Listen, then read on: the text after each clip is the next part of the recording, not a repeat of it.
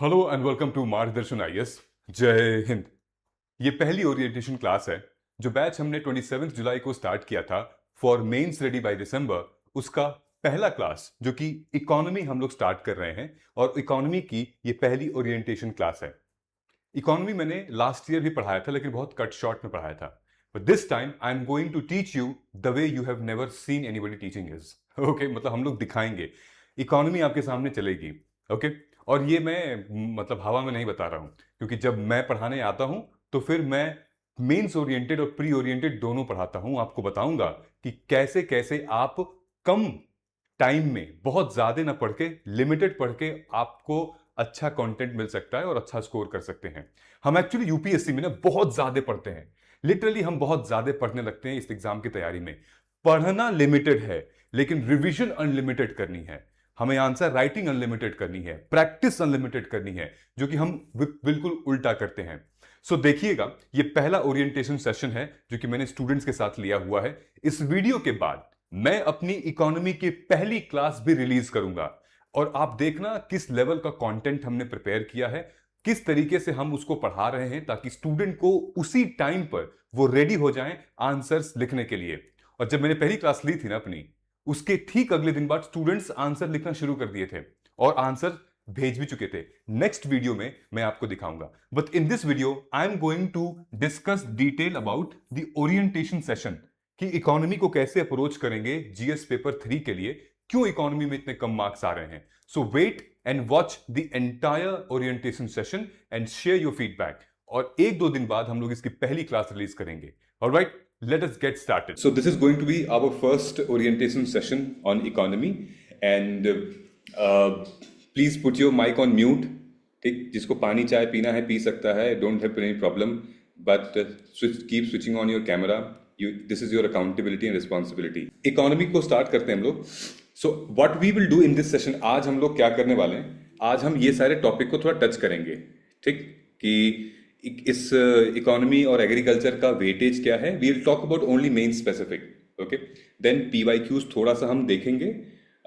Then we will decode syllabus first. Okay, then किताब, कौन सी किताब फॉलो करनी इकोनॉमी के लिए, मुझे क्या ठीक लगता है और आप क्या कर रहे हो। Okay, then approach. उसके बाद मैं टाइम टेबल शेयर करूंगा कि इकोनॉमी का सेशन कितने सेशंस में हम लोग कंप्लीट करेंगे और how will you revise it. Okay, then current affair के बारे में I will update you, because economy without current affair is like आदमी या औरत बिना स्पाइन के, गिर गया। तो very important. Answer writing is equally, जिसके लिए आप सब जुड़े हुए हो कि लिखा ही नहीं जा रहा सर, समझ में नहीं आ रहा क्या नहीं है। And then ultimately note making. ठीक, तो गंगा की Gangotri is here, note making. ठीक है, वहीं से आंसर राइटिंग भी इवॉल्व होती है। ठीक, करंट अफेयर भी आप इसी में ऐड करोगे। So the ultimate objective is कि मैं आपके इकोनॉमी और एग्रीकल्चर को लगभग 50 पेज के नोट्स में खत्म कर दूं। So when I talk about 50 pages, which means like this, okay, one page. Okay, not like one page, two page, ऐसे नहीं, one leaf, one leaf. Okay, 50 में, 35 में हो सकता है, 35 राइटिंग के हिसाब से आप लोग के डिपेंड है। But for that you need, अब बहुत मेहनत करनी पड़ेगी। ठीक है, हवा फायर करने से कोई चित नहीं चलेगा। ठीक है, और मैं पीछे पड़ जाता हूँ स्टूडेंट्स के। कुछ स्टूडेंट्स ने देखा ही होगा, संडे को टेस्ट था, लोग नहीं आए थे, उनके पीछे पड़ गया था मैं। ठीक है, तो मैं पीछे पड़ जाता हूँ। चलो, I wanted to ask you कि आप लोगों को इकोनॉमी की क्या समझ है, इकोनॉमिक्स मतलब होता क्या है, जो जीएस पेपर 3 में दिया है। मुझे कोई भी 2-3 स्टूडेंट बता सकता है हैंड रेज करके, what is economy. Like you can raise your hand इसमें जूम में, मैं एक दो लोगों से पूछ लेता हूँ कि होता क्या है economy, what is economy.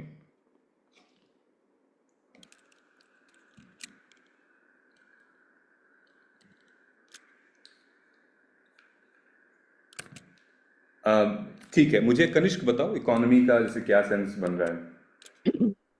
Sir economy से trade, money, supply, demand, hmm, ये सब से। अच्छा ठीक है। Divyansha, you tell. It is study कि जो रिसोर्सेज हैं जो कंट्री के जो ये हैं तो उनको इफेक्टिवली और एफिशिएंटली हम कैसे यूटिलाइज कर सकते हैं वो सब। ओके, ओके, ठीक है। दीक्षित, कैन यू बताओ मुझे मेरे को फटाफट। The scientific study of how the resources are distributed and how it is effectively used. अच्छा, रिसोर्सेज, ओके। Yeah.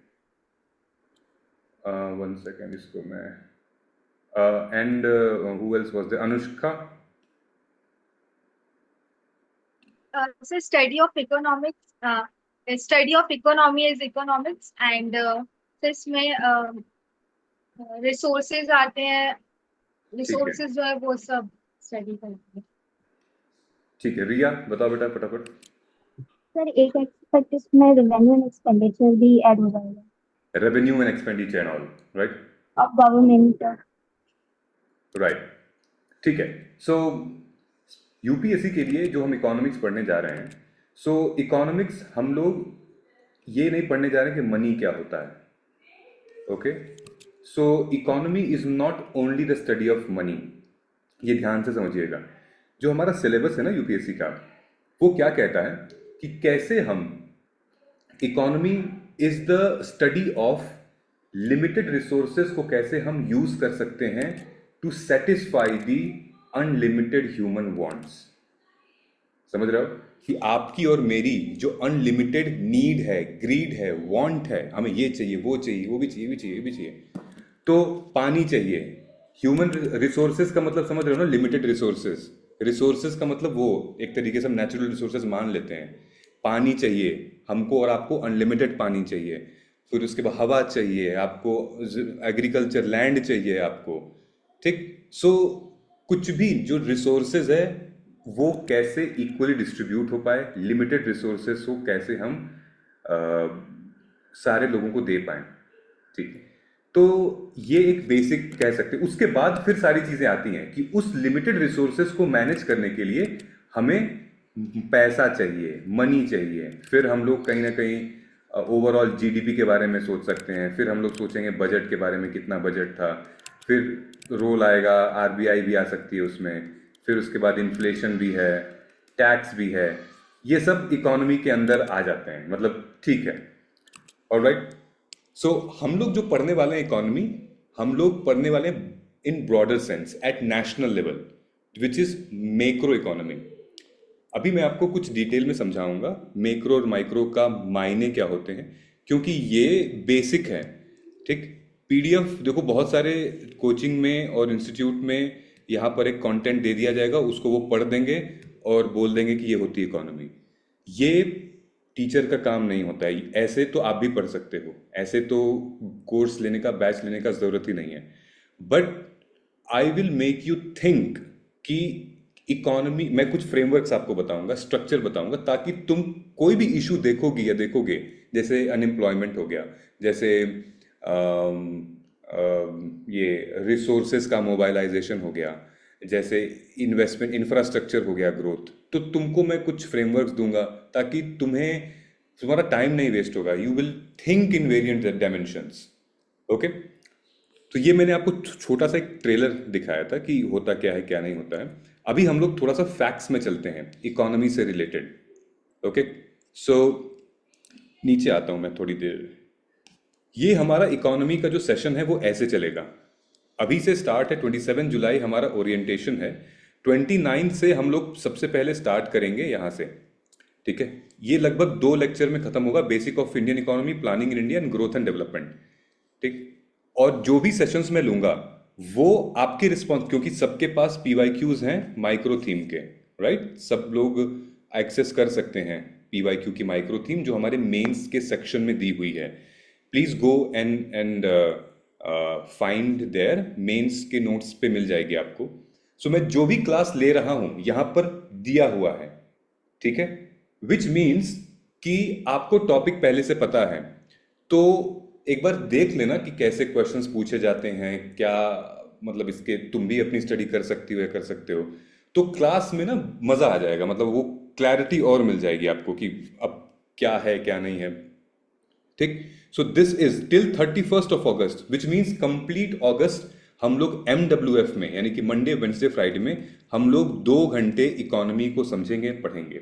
ओके, इसके साथ साथ मैंने आप लोगों को जो ग्रुप में टाइम टेबल शेयर किया था, अभी कल मैम की ब्रेनस्टॉर्मिंग क्लास है हिस्ट्री की, बिकॉज हिस्ट्री उन्होंने जस्ट फिनिश की थी, तो ब्रेनस्टॉर्मिंग क्लास है। अगर आपने हिस्ट्री नहीं कंप्लीट की है तो भी you can join the brainstorming, क्योंकि it will help you to understand the nuances answer writing के, ठीक है। और अगर कर ली है तो बहुत अच्छा है, नहीं की है तो आप लेक्चर जाके अटेंड कर सकते हो।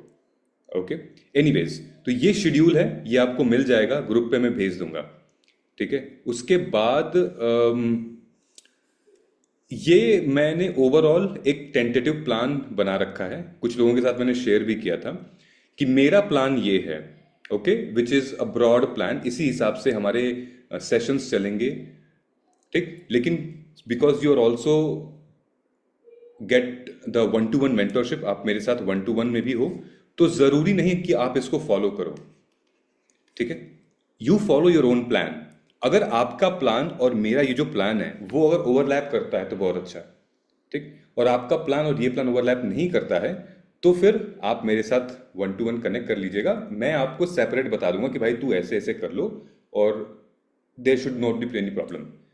लाइव लेक्चर को अटेंड करना इतना इंपॉर्टेंट नहीं है, आपको आप अपनी जो प्रॉब्लम है प्लानिंग है उसमें डिस्टर्बेंस नहीं होना चाहिए, क्योंकि लाइव तो आपको रिकॉर्डेड मिल जाएगी। ओके, सो ये दिया हुआ है, विच मीन्स कि हम लोग कंप्लीट ये चीजें फॉलो करेंगे। इतने क्लासेस हैं, इतने सेशंस हैं, we will follow this. Okay, ये मैंने आपको ग्रुप में शेयर किया हुआ है। So today is what, today is like Monday and 27 July ऐसे करके, ठीक है। सो ये मैंने आपके साथ शेयर किया, इसमें थोड़ी बहुत चेंजेस हैं, मैं अपडेट करके आपको शेयर कर दूंगा, ठीक है। ये ब्रेनस्टॉर्मिंग है, इसका शेड्यूल 28 जुलाई से ब्रेनस्टॉर्मिंग स्टार्ट है। इस बार हम लोग करंट अफेयर भी कर रहे हैं अपना 1 सितंबर से, ओके, वीकली करंट अफेयर है। और ये 2 सेशंस ब्रेनस्टॉर्मिंग के, 2 सेशंस हमारे टेस्ट डिस्कशंस के हैं, ठीक है। और दिस इज नॉट फिक्स्ड, मतलब अगर रिक्वायरमेंट है तो हम और सेशंस ले लेंगे, और तो उसके लिए प्रॉब्लम नहीं है, but this is a structure जो कि हम लोगों ने बना रखा है, ठीक है। चलो स्टार्ट करते हैं। तो ये लोग कौन है? ये हैं रैंकर्स, जिन लोगों ने यूपीएससी क्लियर किया हुआ है। मैंने इनकी इमेज स्पेसिफिकली क्यों लगाई है? इनकी इमेज इसलिए लगाई है specifically because they scored highest in GS paper 3। Why? क्योंकि जीएस पेपर 3 में मार्क्स बहुत कम आते हैं यूपीएससी रैंकर्स के, ठीक है। मैं आपको डेटा दिखाता हूं अभी।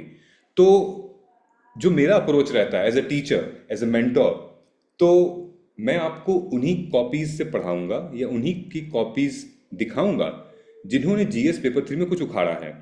सो फॉर एग्जाम्पल सिद्धार्थ, जो मेरा ही नाम है इसका भी, सिद्धार्थ सिंह, इन्होंने 117 रैंक इनकी थी, स्कोर इनका था।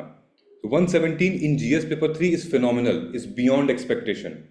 अगर आप लोगों को ट्रेंड पता होगा तो आदित्य विक्रम अग्रवाल 111, इसको देखोगे तो 113, ये तो एकदम यूनिक था। माधव जैन, बल्कि इनकी रैंक 388 थी, but score 133 in GS paper 3। तो इन लोगों ने ऐसा क्या अलग किया था, ठीक है। फॉर एग्जाम्पल यहां पर अगर हम लोग देखेंगे, यहां पे देखते हैं, मैं आपको जूम करता हूं, ये हमारे टॉपर्स के मार्क्स हैं सारे। ये अनुज अग्निहोत्री इस बार के AIR 1, उनका मार्क्स, और बाकी आप देखिए ये पूरी लाइन जीएस पेपर 3 की है। तो when you will see here, सबसे कम मार्क्स जीएस पेपर 3 में मिलते हैं। देखो 84, 85 मिला है, फिर भी इनकी रैंक कितनी है? रैंक 11 है। 85 मिला है फिर भी, क्योंकि दूसरे सब्जेक्ट्स में ये देखो एसए में, ठीक है, काफी अच्छा निकाल लिया है। बट ऐसा क्यों है? ऐसा क्यों हो रहा है? 89, 82, 92, 80s, 90s। इनफैक्ट जो last year all India rank 1 थी, शक्ति दुबे, उनका भी जीएस पेपर 3 में 86 था। हर्षिता का 90 था, शामार्गी का 91 था। यू सी, सो बाकी देखो यहाँ पे इन लोगों ने 100+ लेकर आए हैं। लेकिन क्या चैलेंजेस हो रहे हैं, ऐसा क्यों है? यहाँ देखोगे इस साइड तो भाई लोगों के तो बहुत, but still they are rankers. Exam तो क्रैक कर लिया है ना। लेकिन अगर आपको पता चल जाए कि नहीं यार इसमें स्कोप है, जहाँ पर लोग फोकस नहीं कर रहे हैं वहाँ अगर मैं करती हूँ या करता हूँ तो इसमें फोकस स्कोप है इसमें। तो क्या लगता है आपको, व्हाट डू यू थिंक, क्योंकि वीडियोस तो आप लोग भी बहुत देखते हो, तो टॉपर्स के बारे में आप लोग भी बहुत जानते हो, so what do you think, you can raise your hand and you can speak, be vocal about it, what do you think कि इतने कम मार्क्स क्यों आते हैं? हर्षित बताओ।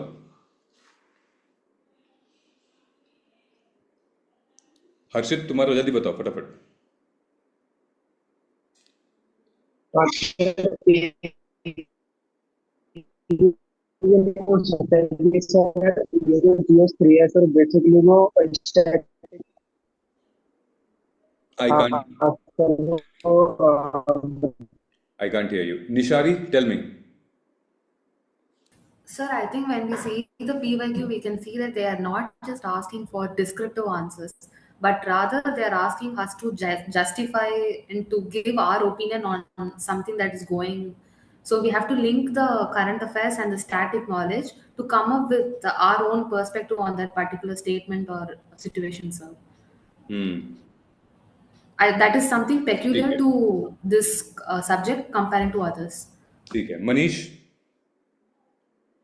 भैया, डाटा को सही से याद न रख पाना और करंट अफेयर्स उसको प्रॉपर तरीके से लिंक नहीं कर पाना कि मतलब कहाँ पे ऐड होगा करंट अफेयर, और इस तरीके से उसको आंसर करना लिंक करके। ठीक है, बट ठीक है, okay. So do you think कि जो AIR 1 थी जिन्होंने यूपीएससी निकाला हुआ है वो इन पॉइंट्स को नहीं जानते होंगे? डाटा मेंशन करना, लिंक करना करंट को स्टैटिक से, ये तो जानते ही होंगे, everybody know about it, right? See the biggest GS paper 3 में सिर्फ कनिष्क बताओ फटाफट। सर ऑप्शनल में और GS में मतलब टाइम लास्ट में ऑप्शनल पे ज्यादा फोकस हो जाता है और GS को छोड़ के, क्योंकि लगता है ऑप्शनल बहुत ज्यादा बड़ा होता है इसलिए। यू मीन कि विल इशू होता है कि हम GS पेपर 3 को बाद में करते हैं और ऑप्शनल ऑप्शनल को ज्यादा करते हैं ज्यादा और करते ज्यादा हैं। करते हैं। दीपिका बताओ क्या ऐसा रीजन है? सर एक्चुअली जो GS फर्स्ट 1 2 होते हैं और 4 होता है उसका सब्जेक्ट एकदम पर्टिकुलर होता है कि इनमें से आएगा, बट सर जो इकोनॉमिक्स एंड जो साइंस एंड टेक होती है वो एकदम स्पेसिफिक नहीं होती कि यहाँ से आएगा, तो उसमें डिफरेंट अप्रोचेस के उससे पूछा जा सकता है मतलब क्वेश्चन, तो इसलिए। सी GS पेपर 3 में क्या है ना कि आपके पास एक तो 5 पेपर हैं, उस पूरे पेपर में 5 सब्जेक्ट हैं, सॉरी, सिक्योरिटी, आपके DM disaster management, then environment, then your economy, agriculture तो है ही है, साइंस एंड टेक, ठीक है। सो होता क्या है कि जैसे GS पेपर 1 और 2 और 4 में क्या होता है ना कि कहीं ना कहीं आप वो आंसर बैलेंस कर लेते हो, ठीक है। जैसे सोसाइटी और ज्योग्राफी कहीं ना कहीं वो सोशल ज्योग्राफी भी मैप करता है, जैसे डेमोग्राफिक हो गया, अर्बनाइजेशन हो गया, ये थोड़ा बहुत लिंक कर सकते हो आप ज्योग्राफी और सोसाइटी से। बट GS पेपर 3 का क्या है, देयर आर 5 डिफरेंट सब्जेक्ट। ऐसा लग दिया है कि किसी चीज को बोरे में करके बंद कर दिया, ठूस दिया गया है, जानबूझ के उसमें इतने सारे सब्जेक्ट्स डाल दिए गए हैं, राइट? 5 different subjects. तो हमारा ना इंटरलिंकिंग काफी कम होता है, नेचुरली कम हो जाता है कि IR है, तुरंत दिमाग शिफ्ट नहीं हो पाता है कि अभी तुरंत मैंने 2 क्वेश्चन देखा इकोनॉमी का, यार साइंस एंड टेक आ गया, यार 2 क्वेश्चन देखा साइंस एंड टेक का, यार एनवायरनमेंट आ गया, फिर देखा, फिर इंटरनल सिक्योरिटी आ गया। तो वो जो ब्रेन हमारा है ना वो स्ट्रीमलाइन नहीं कर पाता है, लाइक स्टैटिक नहीं हो पाता है वहां पे। But when you talk about GS paper 2, GS paper 4, वो एक ही माइंडसेट रहता है, पॉलिटी, कॉन्स्टी, गवर्नेंस, जस्टिस, ये वो, ठीक है। दूसरी चीज, ये तो एक लाइक इशू था। हम लोग क्या करते हैं स्पेसिफिकली, अगर हम बात करें इकोनॉमी और एग्रीकल्चर की, तो हम लोग इसको इकोनॉमी के पॉइंट ऑफ व्यू से हम आंसर्स नहीं लिख पाते हैं, ठीक है। ये मैंने अभी जो मेरे मेंस की 2026 के स्टूडेंट्स के साथ क्लासेस चल रही है ना, वहां पर ये प्रॉब्लम देखी है मैंने कि इकोनॉमी के पर्सपेक्टिव से हम नहीं लिख पा रहे हैं। यू मीन, समझ रहे हो ना इकोनॉमी में क्या बात कर रहा हूं? The perspective from micro and macro economy, उस पर्सपेक्टिव से हम आंसर नहीं लिख पा रहे हैं। जैसे हम GS पेपर 2 में जजमेंट्स, रिपोर्ट, कमिटी, इंडिसेस सब डाल देते हैं, केस लॉज वगैरह सब, आर्टिकल्स वगैरह सब, इसमें जो रिक्वायर्ड है वो हम नहीं डाल पाते हैं, ठीक है। हम किसी इकोनॉमिस्ट की बात नहीं रख पाते हैं, हम किसी इकोनॉमिस्ट की जो थियरी है, जो उसने प्रूव किया है, जो कमिटीज हैं, जो सरकार के ऑब्जेक्टिव हैं, वो नहीं प्रूव कर पाते हैं। तो और डायग्राम, दूसरी चीज कि यूनिक बनाने के लिए 0.5 मार्क्स जो हमें चाहिए होते हैं वो, क्योंकि economy is also about the presentation, okay, it's also about the कि कैसे डेटा सप्लाई हो रहा है, कैसे डिमांड एंड सप्लाई मीट हो रही है, ओके, खर्चा कितना है, आमदनी अठन्नी खर्चा रुपया, सो प्राइस राइज हो रहा है तो क्वांटिटी डिक्रीज होगी, क्वांटिटी अगर इंक्रीज हो रही है विच मीन्स कि इन्फ्लेशन कम है, तो ये हमें दिखाना पड़ेगा, okay. So there are big reason, तो इसलिए मैं आपको बता रहा हूं कि आपको ध्यान में रखना है कि ये सारी बातें नाउ यू नो कि क्यों रीजन हो रहा है, अभी तुम्हें प्रैक्टिस करनी है। द मोर यू प्रैक्टिस तब तुम इनके पास तक पहुंच सकते हो, ये ठीक है। तो हम ये कह सकते हैं कि इनको AIR 143 में सबसे बड़ा हाथ इनके GS पेपर 3 का है, AIR 9 में सबसे बड़ा हाथ GS पेपर 3 का है, इसको 388 तक ये पहुंचे हैं तो सबसे बड़ा हाथ इनका GS पेपर 3 का है। So you never know, examination hall में बैठ के तुम्हें नहीं पता होगा कि तुम्हारा कौन सा पेपर बहुत अच्छा जाने वाला है, लेकिन अगर तुम्हारी प्रिपरेशन इंटैक्ट होगी, अच्छी होगी, तो जरूर इतना कॉन्फिडेंस आ सकता है कि किसी ना किसी पेपर में आप छक्का मारोगे ही मारोगे, बाउंड्री के बाहर बॉल पहुंचेगी पहुंचेगी, और वो बैलेंस कर देगा तुम्हारे एक आध जो पेपर खराब भी हुआ है तो, ओके। सो इकोनॉमी और एग्रीकल्चर से मेंस में ऑलमोस्ट लगभग 7 to 8 क्वेश्चंस आते हैं, ओके, विच कॉन्स्टिट्यूट कि 250 मार्क्स में से हमें लगभग 100 और 80 और 100 मार्क्स से क्वेश्चंस आते हैं, ठीक है। अगर मैं इसको रिमूव करूं तो 250, यहां पर 100 मार्क्स से क्वेश्चंस तो इन दोनों से निकल कर आते हैं, बाकी ये सारे स्टैटिक होते हैं 50-50-50, ठीक है। Environment, security, science and tech 50-50, बाकी इसका 100 मार्क्स का क्वेश्चन होता है। हमेशा देखोगे तो जो GS का मेंस पेपर होता है 3, उसमें पहला दूसरा क्वेश्चन इकोनॉमी का होता है, 11 और 12 क्वेश्चन इकोनॉमी का होता है, तीसरा क्वेश्चन और चौथा या पांचवा एग्रीकल्चर का होता है, ठीक है। सो ये ऐसे पहले ही आपको इकोनॉमी का क्वेश्चन मिल जाएगा, question number 1, question number 2 10 marker economy, question number 11, question number 12 15 marker economy, okay. तो खैर हम लोग आगे सेशंस में जिक्र करेंगे कि कौन सा अटेम्प्ट करना चाहिए, कौन सा नहीं अटेम्प्ट करना चाहिए। ये ब्रेकअप है, ठीक है, इकोनॉमी और एग्रीकल्चर का, ये ऑलमोस्ट ब्रेकअप है। ये 50-50 मार्क्स के क्वेश्चंस आते ही आते हैं इकोनॉमी एग्रीकल्चर के, तो कुल मिला के 100 मार्क्स, ओके। चलो, सो सोर्सेज के बारे में मैं बात कर लेता हूं। ये हमारे कुछ बेसिक सोर्सेज हैं, आप लोगों के सोर्सेज अलग हो भी सकते हैं, मैंने इनसे पढ़ा हुआ है और मैं इन्हीं से आपको पढ़ाऊंगा, और बहुत कुछ वैल्यू एडिशन भी रहेगा मेरा। तो ये हमारी है क्लास 11th की इंडियन इकोनॉमिक डेवलपमेंट। ये हमारी एनसीईआरटी नहीं है, ये तमिलनाडु की किताब है, ठीक है, ये तमिलनाडु की है, इकोनॉमिक स्टैंडर्ड 11 और स्टैंडर्ड 12। मैंने एनसीईआरटी 11th की मैक्रो और माइक्रो नहीं पढ़ी है, मुझे ये ज़्यादा अच्छी लगती थी तो मैंने इनसे पढ़ ली है, ठीक है। बेसिक्स मेरे यहाँ से क्लियर हुए हैं। इंडियन इकोनॉमिक डेवलपमेंट, यहाँ से आपको पता चलेगा कि भारत कैसे आज़ादी के बाद एकदम टूटा हुआ था तो कैसे ग्रो किया, कैसे एक्सपैंड किया, क्या क्या पॉलिसीज अपनाई थी। यहाँ पर आपको पता चलेगा the micro and macro level, ठीक है, कि कैसे इंडिविजुअल और नेशनल लेवल पर पॉलिसीज का और प्रॉब्लम्स और सॉल्यूशंस होते हैं। This is easy what I feel, but अगर आपने पढ़ रखा है तो कोई दिक्कत नहीं है, ठीक। एक स्टैंडर्ड बुक है विवेक सिंह, जो कि मैं रेफर करता हूँ, मुझे ठीक लगती है, और ये प्री मेंस दोनों के पर्सपेक्टिव में आई लाइक इट, और इसी से मैं आपको पढ़ाऊंगा और कंसेप्ट क्लियर भी होगा। अगर आपने कोई और भी किसी का कर रखा है तो विच इज़ फाइन। ऑब्जेक्टिव हमारा ये है कि हमारा टॉपिक की क्लैरिटी होनी चाहिए, चाहे आप विवेक सिंह से करिए या फिर रणवीर सिंह से करिए, किसी से करिए, ठीक है भाई।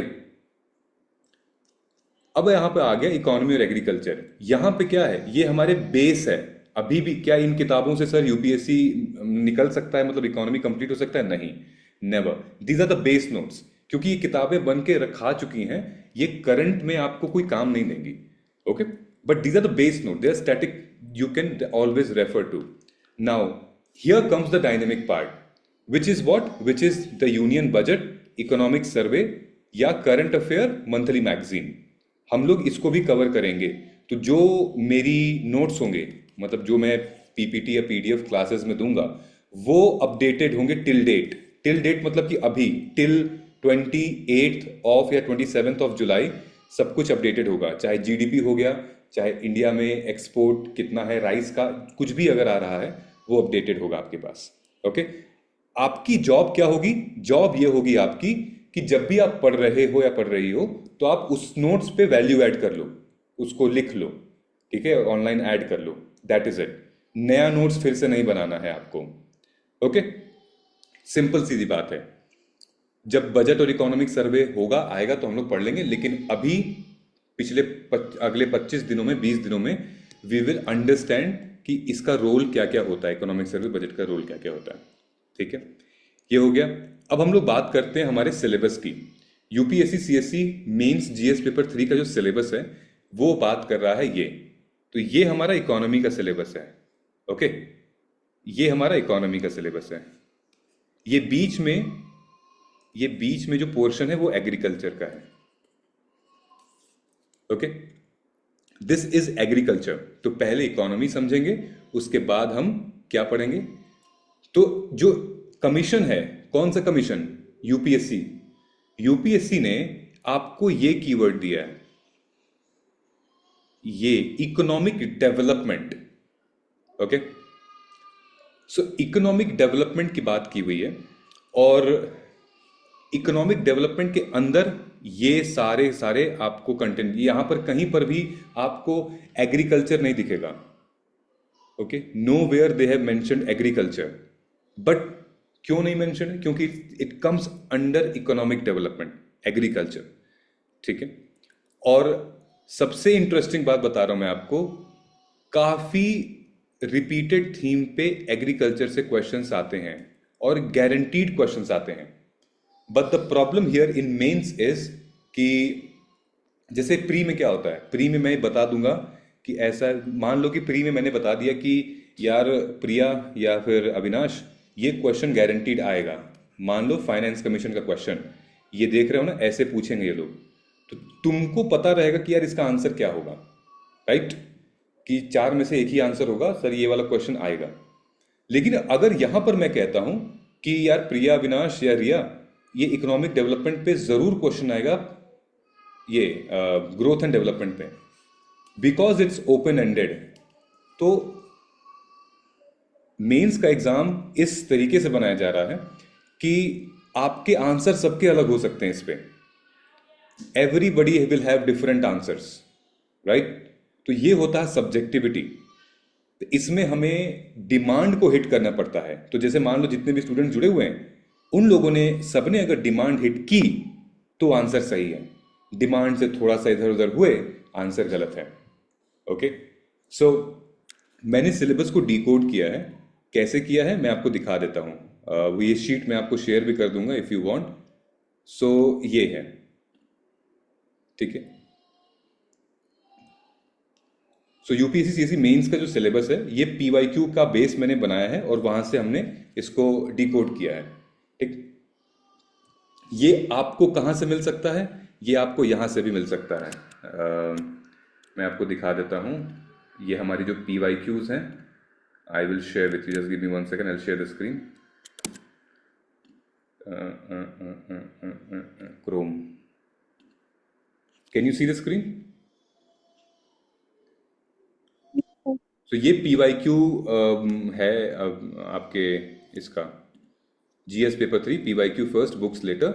इसमें जब आप जाओगे, ये इंडियन इकोनॉमिक इशू, तो यहां पर दिया है ग्रोथ एंड डेवलपमेंट। यहां पे मैंने इसको डिवाइड किया हुआ है, ग्रोथ एंड डेवलपमेंट में क्या आता है। तो when you will see here, यहाँ पे meaning, difference, determinants, importance, limitation of economic growth, ये सारी आएंगी, ठीक। उसके बाद नीचे आप जाओगे तो यहाँ पर क्या दिया है, ये मोबाइलाइजेशन ऑफ रिसोर्सेज का मतलब क्या होता है, कितने तरीके के रिसोर्सेज हैं, human resources, natural resources, financial resources, ये सब दिया हुआ है।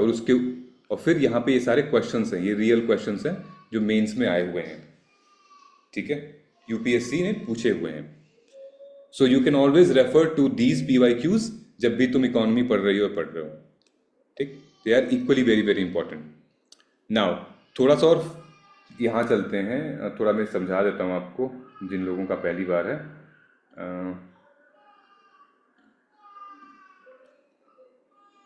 ठीक है, सो डिकोडिंग, एक सेकेंड, ये हमारे मेंस का सिलेबस है। ये लोग इसमें पूछते क्या क्या हैं, ठीक। तो इंडियन इकोनॉमी हमारा क्या क्या कवर करती है, या तो पहले मैं एक काम करता हूँ, हम लोग एक छोटी सी एक्सरसाइज करते हैं, ठीक, जहाँ पर मैं कोशिश करता हूँ आपको समझाने की माइक्रो और मैक्रो इकोनॉमिक्स, ठीक। Just give me 1 second.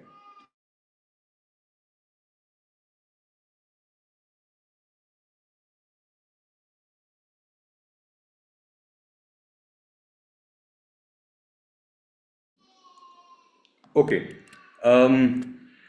एक छोटा सा टास्क करते हैं, ध्यान से रखिएगा। Open your eyes and ear and your camera as well, ठीक है। सो मैं कुछ केस स्टडीज यहां पर लेकर चलूंगा और उस केस स्टडी में आपको थोड़ा सा दिमाग लगाना है अपना, ओके। तो हम लोग ये केस नंबर 1, ठीक, केस नंबर 1 मैं आपको पहले समझा दूंगा, ठीक। उसके बाद फिर दूसरा केस जब मैं बताऊंगा तो आपको उस पर जवाब देना है।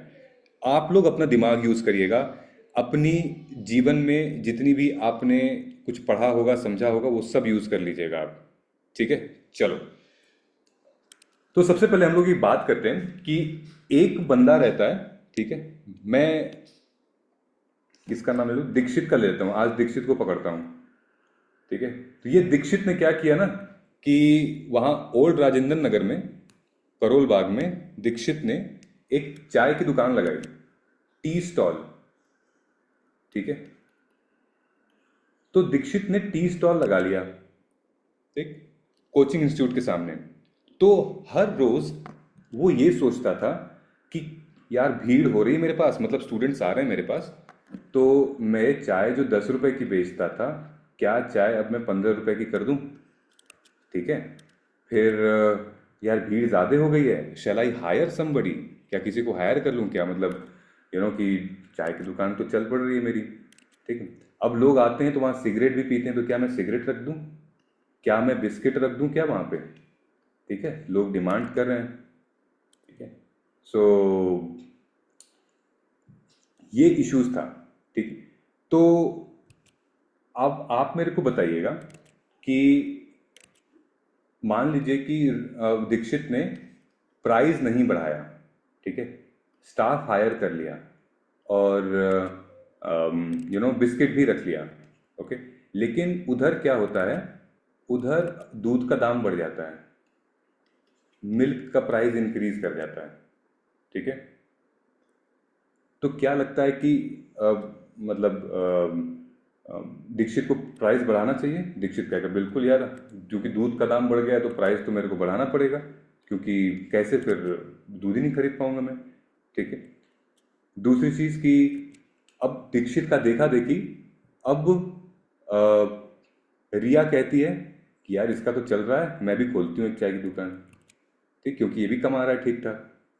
तो जब रिया ने बगल में खोल लिया चाय की दुकान, तो दीक्षित कहे कि भाई अब मैं क्या करूं, ओके। सो ये जो मैं आपको बता रहा हूं, ये पूरा प्रोसेस जो मैंने आपको बताया है, ये क्या है, this is micro economics. Why micro economics? Because Dikshit and Riya may be they are thinking only about themself, ठीक है, अपने बिजनेस के बारे में सोच रहे हैं, अपनी मार्केट के बारे में सोच रहे हैं, अपने प्रॉफिट अपने लॉस के बारे में सोच रहे हैं, अपनी ग्रोथ के बारे में सोच रहे हैं, ठीक है। ये इसको हम माइक्रो इकोनॉमिक्स कहते हैं, ठीक, समझ में आ रहा है? नाउ अब मुझे एक बात बताइए, पूरे इंडिया में जितनी भी चाय की दुकान होंगी, सबके अगर मान लो दूध का दाम बढ़ा, मिल्क का प्राइस अगर इंक्रीज हुआ, तो पूरे इंडिया में जितनी भी चाय की दुकान होंगी उनका प्रोडक्शन, मतलब डेफिनेटली चाय की दुकान पे अगर मिल्क का प्रोडक्शन अगर कम हो रहा है और मिल्क का दाम बढ़ रहा है, तो क्या हो जाएगा? कोई बता सकता है मेरे को, हैंड रेज करके बता सकता है कि अगर मिल्क का प्रोडक्शन और बढ़ रहा है मतलब मिल्क का प्रोडक्शन घट रहा है और प्राइस इंक्रीज हो रहा है, तो होगा क्या? प्राइस बढ़ेगा चाय का। क्या क्या होगा? तो डिमांड कम हो जाएगी। ठीक है, हर्षित बताओ, कनिष्क सर बताओ। इन्फ्लेशन आ जाएगी सर, प्राइस बढ़ेगा sir, inflation. Price Right. Increase, demand decrease. Sir supply side inflation आएगा। राइट, ठीक है। सो होगा क्या? मतलब तब तो पूरे इंडिया पर इम्पैक्ट करेगा ना, वो तो सिर्फ दीक्षित और रिया के चाय के स्टॉल पे तो वर्क करेगा नहीं, वो तो पूरे इंडिया पे इम्पैक्ट करेगा, राइट? है ना?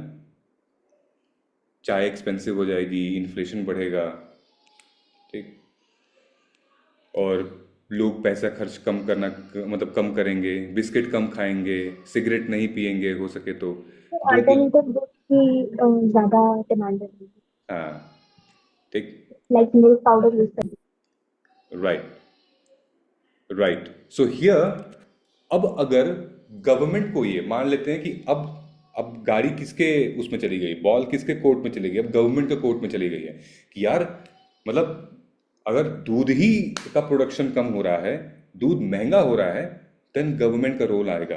गवर्नमेंट क्या करेगी? गवर्नमेंट हो सके तो कहीं ना कहीं भाई कुछ इंटरेस्ट रेट कम कर सकती है, कहीं सब्सिडी दे सकती है सब्सिडी दे सकती है ना, ये कर सकती है।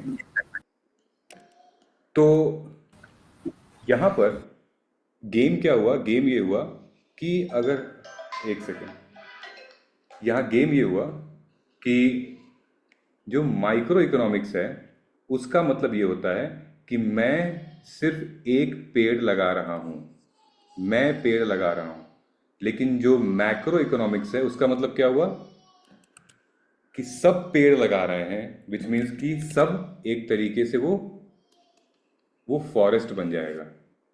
So micro economics is individual level, macro economics is national level. कभी कभी माइक्रो इकोनॉमिक्स को फैमिली लेवल भी कहते हैं, बिकॉज वो इंडिविजुअल फैमिली से कनेक्टेड होता है, और जो हमारा मैक्रो इकोनॉमिक्स है वो नेशनल लेवल होता है, वो हमेशा पैन इंडिया होता है, ठीक है। अब मैं आपको दूसरी केस स्टडी बताता हूं, ठीक, ध्यान से सुनिएगा। दूसरी केस स्टडी ये है कि लेट्स से कि अब मैं किसको पकड़ूं, अब पकड़ता हूं, समोसा कौन बेचेगा भाई? रुको रुको रुको, पकड़ता हूं अभी, कनिष्क को ही पकड़ता हूं। तो कनिष्क, सो बेसिकली एक आईपीएल मैच हो रहा है, यस सर। ठीक है, तो कनिष्क को वहां पे समोसा बेचना है। तो कनिष्क ये सोच रहा है, अब यहाँ पे मैं लिख दे रहा हूँ एक आईपीएल मैच है, अब कनिष्क ये सोच रहा है कि इतना सारा क्राउड है, इतने लोग आ चुके हैं, अभी मैं एक समोसे का दाम लेट्स से 50 था, मैं इसका दाम 100 कर देता हूँ, क्योंकि लोग खरीदेंगे, इंडिया पाकिस्तान का मैच है, वैसे ही लोग ज्यादा खा लेंगे, ठीक है सर आईपीएल में नहीं होता इंडिया पाकिस्तान। राइट। सो अब कनिष्क को लगेगा कि शायद I will hire more people so that I can cater the entire crowd, मैं सारे लोगों के पास में जा सकता हूँ, right. So almost let's say कि 3 से 4 बंदों को इसने हायर कर लिया, ठीक है। सो लेकिन कनिष्क को एक डर भी है कि कहीं ना कहीं ऐसा तो नहीं कि समोसे के अलावा छोड़ के कस्टमर्स पॉपकॉर्न खाने लगे, तो क्या मैं पॉपकॉर्न भी ले लूं क्या साथ में, तो कस्टमर कहीं और नहीं जाएगा। तो यहां पर कनिष्क क्या कर रहा है? Again Kanishk is what, micro economics पे सोच रहा है कि मेरा बेनिफिट, मेरा प्रॉफिट, मेरे लोग और मेरा सिस्टम अगर मैं इंक्रीज करूंगा तो यहां पर डिमांड एंड सप्लाई वाली बात भी हो रही है, ठीक है, क्योंकि डिमांड ज्यादा है, तो कनिष्क को लग रहा है कि यार पॉपकॉर्न भी ले लेता हूं तो मैं सप्लाई करूँ। तो यहाँ पर मैक्रो लेवल पे, माइक्रो लेवल पे हम डिमांड एंड सप्लाई के बारे में बात करते हैं, ठीक है। माइक्रो लेवल पे हम इंडिविजुअल की ग्रोथ के बारे में बात करते हैं, इंडिविजुअल की डेवलपमेंट के बारे में बात करते हैं। अच्छा, मुझे ये तो पता चल गया, अब आप लोग मुझे ये बताओ वहीं पर गवर्नमेंट क्या सोचेगी? अगर आईपीएल मैच हो रहा है तो गवर्नमेंट क्या सोचेगी कि आईपीएल मैच से हमें क्या हो सकता है, मतलब what will government think of it? You can raise your hand and ask me, you can raise your hand and tell me.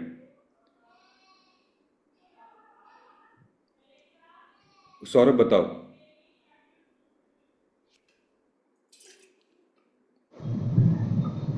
Sir पर टिकट्स का कैसे उसमें चार्ज कर सकते हैं, उसमें कितना टैक्स ले सकते हैं, ग्राउंड फीस कितना हम चार्ज कर सकते हैं?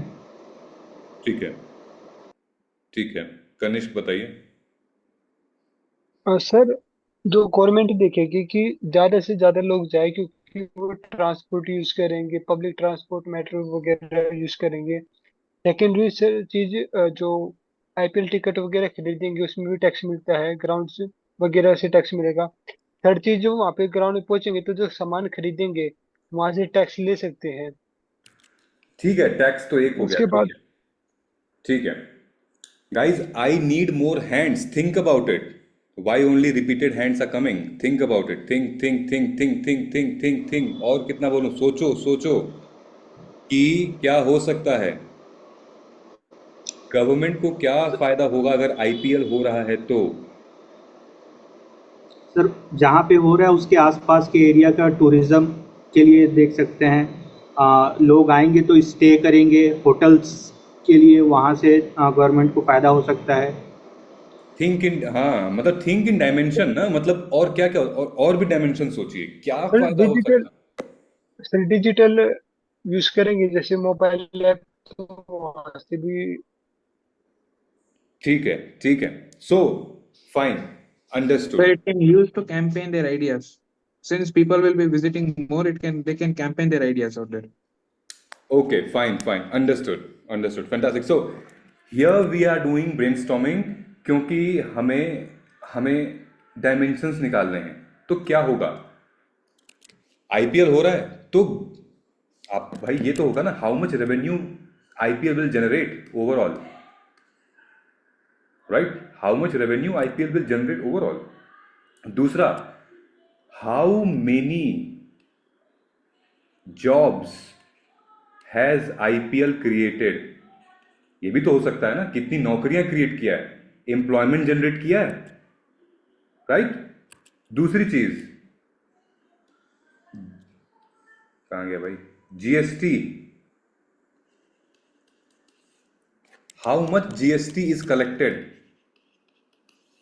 गुड्स एंड सर्विस टैक्सेस जो आप लोग बोल रहे थे, जैसे अभी किसी ने मुझे बताया टूरिज्म के बारे में, definitely people they go visit and famous places. ठीक है, कुल मिला के गवर्नमेंट ये पूछेगी कि ये आईपीएल जो हो रहा है, how much it contribute to our GDP, right? तुम खुद ही सोच के देखो कि अगर गवर्नमेंट को नुकसान होता तो आईपीएल क्यों करवाती? Because government is getting benefit out of it. So think in dimension. जब भी हम, इसीलिए मैं कह रहा था ना कि जीएस पेपर 3 में मार्क्स क्यों नहीं आते, क्योंकि हम इकोनॉमी के पॉइंट ऑफ व्यू से सोचेंगे. Okay, so GS paper 3 economy में it's not only about the money. ठीक है, there are many other things. तो मनी तो फैक्टर है ही, बट आप ये सोचिए कि employment generation, you generating employment, आप like you are collecting taxes. ठीक है, जनरेटिंग टूरिज्म में आपका वो फायदा हो रहा है. ठीक, ये है. ठीक, एक और दो और ब्रेनस्टॉर्मिंग करते हैं. आपको मैं कुछ पॉइंट्स प्रूव करना चाहता हूं, सो दैट जब भी तुम पढ़ोगे इकोनॉमी, तो तुम्हारे दिमाग में ये 6-7 डायमेंशंस होने चाहिए, तभी गाड़ी आगे बढ़ेगी. अदरवाइज हम स्टक हो जाएंगे, हमारा ब्रेन वहीं पे रुक जाएगा. ठीक, दूसरा, अब मैं ये सोचता हूं कि अब लेकर चलते हैं इसको, शिवांगी को. शिवांगी ने क्या हुआ कि भाई ये हुआ कि चलो हम लोग, रोज हमको आने जाने में प्रॉब्लम होती है बहुत दूर, हम लोग एक कार खरीद लेते हैं. ठीक है, तो शिवांगी के फैमिली ने कहा कि ऐसा बेटा, तू ये पैसे दे रहा हूं मैं, तू बाइक छोड़, ये कार खरीद ले. ठीक, सो प्रॉब्लम सॉर्ट हो जाएगी, 2-3 लोगों को और बैठा के तू चल जाएगा. ठीक है, तो लेकिन अब शिवांगी के मन में ये है कि कार खरीदूं, कार कौन सी खरीदूं, ठीक है, पेट्रोल खरीदूं, डीजल खरीदूं, ईवी खरीदूं। उसके बाद फिर ये देखेंगी एफिशिएंसी किसकी सबसे ज़्यादा है, ठीक है, पेट्रोल पे कितनी चलती है, खर्चा मेरा कितना होगा उसमें। ठीक है, मान लीजिए कि फॉर एग्जांपल एक कार है, car X, okay, and car Y, for example, ठीक है, ये है पेट्रोल पे और ये है ईवी पे, ओके। ये पेट्रोल पे है, ये आपको मान लेते हैं कि ये 5 लाख की है, ठीक है। ये ईवी पे है, ये मान लेते हैं ये 7 लाख की है, ठीक, ऑलराइट। तो ये सस्ती है, ये महंगी है, इस पे आपको सब्सिडी भी मिल रही है, गवर्नमेंट सब्सिडी दे रही है कि आप ले रहे हो, ठीक। अब लेकिन यहाँ पे एक रिस्क भी है थोड़ा सा, यार ईवी पता नहीं सही चलेगी नहीं चलेगी, मतलब आई डोंट नो, इंडिया का वेदर ऐसा है, कहीं टाटा नैनो की तरह बीच में जल तो नहीं जाएगी, कहीं मतलब कुछ भी हो सकता है ईवी में। तो अब आप मुझे बताइए, कैलकुलेट करिए, मनी को फैक्टर मत बनाइएगा, दिमाग लगाइएगा अपना, ठीक है, क्योंकि जब आप कुछ खरीदने जाओगे, इतनी बड़ी चीज खरीदने जाओगे, तो मनी सिर्फ फैक्टर नहीं होगा, राइट। तो एक जरा दिमाग लगाओ और सोचो कि तुम कौन सी कार खरीदोगे या खरीदोगे।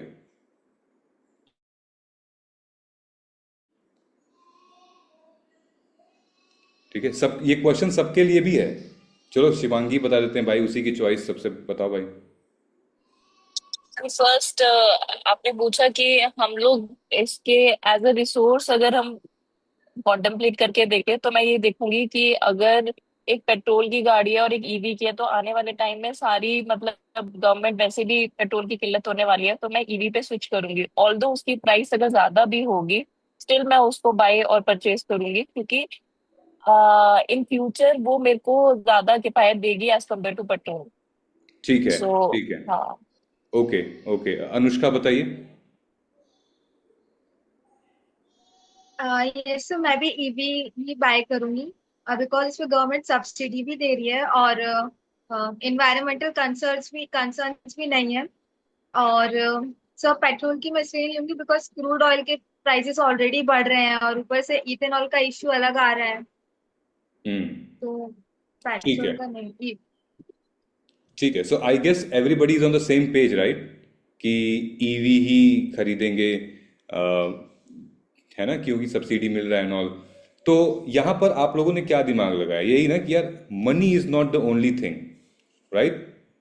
आपने कहीं ना कहीं इसकी एफिशिएंसी के बारे में बात की है, आपने देखा कि एनवायरनमेंट भी एक रीज़न था इसका, क्योंकि बहुत ज़्यादा कार्बन डाइऑक्साइड प्रोड्यूस हो रहा है, पोल्यूट करेगा हमारा, ठीक। दूसरी चीज़ कि कहीं ना कहीं वो इंटरनेशनल मार्केट में वो एक सिचुएशन बहुत टाइट है, तो प्राइस का हाई चल रहा, हाई लो ऐसा चल रहा है, ठीक। सो कई सारे डायमेंशन आपने यहाँ सोचा।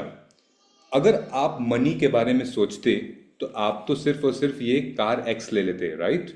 सो इकोनॉमी भी यही चीज है, क्या? Economy is not only about money, economy is not only about कि आप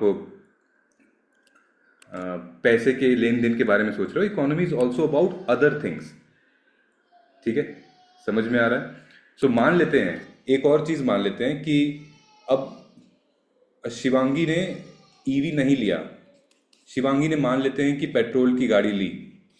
अब कल को मान लीजिए पेट्रोल अभी जो भी है 102 103 रुपए है, कहीं कहीं ज्यादा है कहीं कहीं कम है, मैं मान लेता हूं कि अब कल से पेट्रोल 120 रुपए लीटर हो गया, 120 रुपीज लीटर हो गया पेट्रोल, तो क्या होगा? तो क्या आप फिर भी वो कार लोगे? नहीं ना, फिर ईवी पे स्विच करोगे, ठीक। तो ये आपकी इंडिविजुअल डिसीजन होगा, फैमिली डिसीजन हो सकता है, इंडिविजुअल डिसीजन हो सकता है। अब मेरे को कोई बता सकता है कि अगर पेट्रोल 120 या 130 रुपए होगा तो गवर्नमेंट क्या करेगी? गवर्नमेंट क्या पूछेगी अपने आप से, लाइक सरकार से वो अपने आप से क्या पूछ सकती है? What will government think of? Vedant बताओ।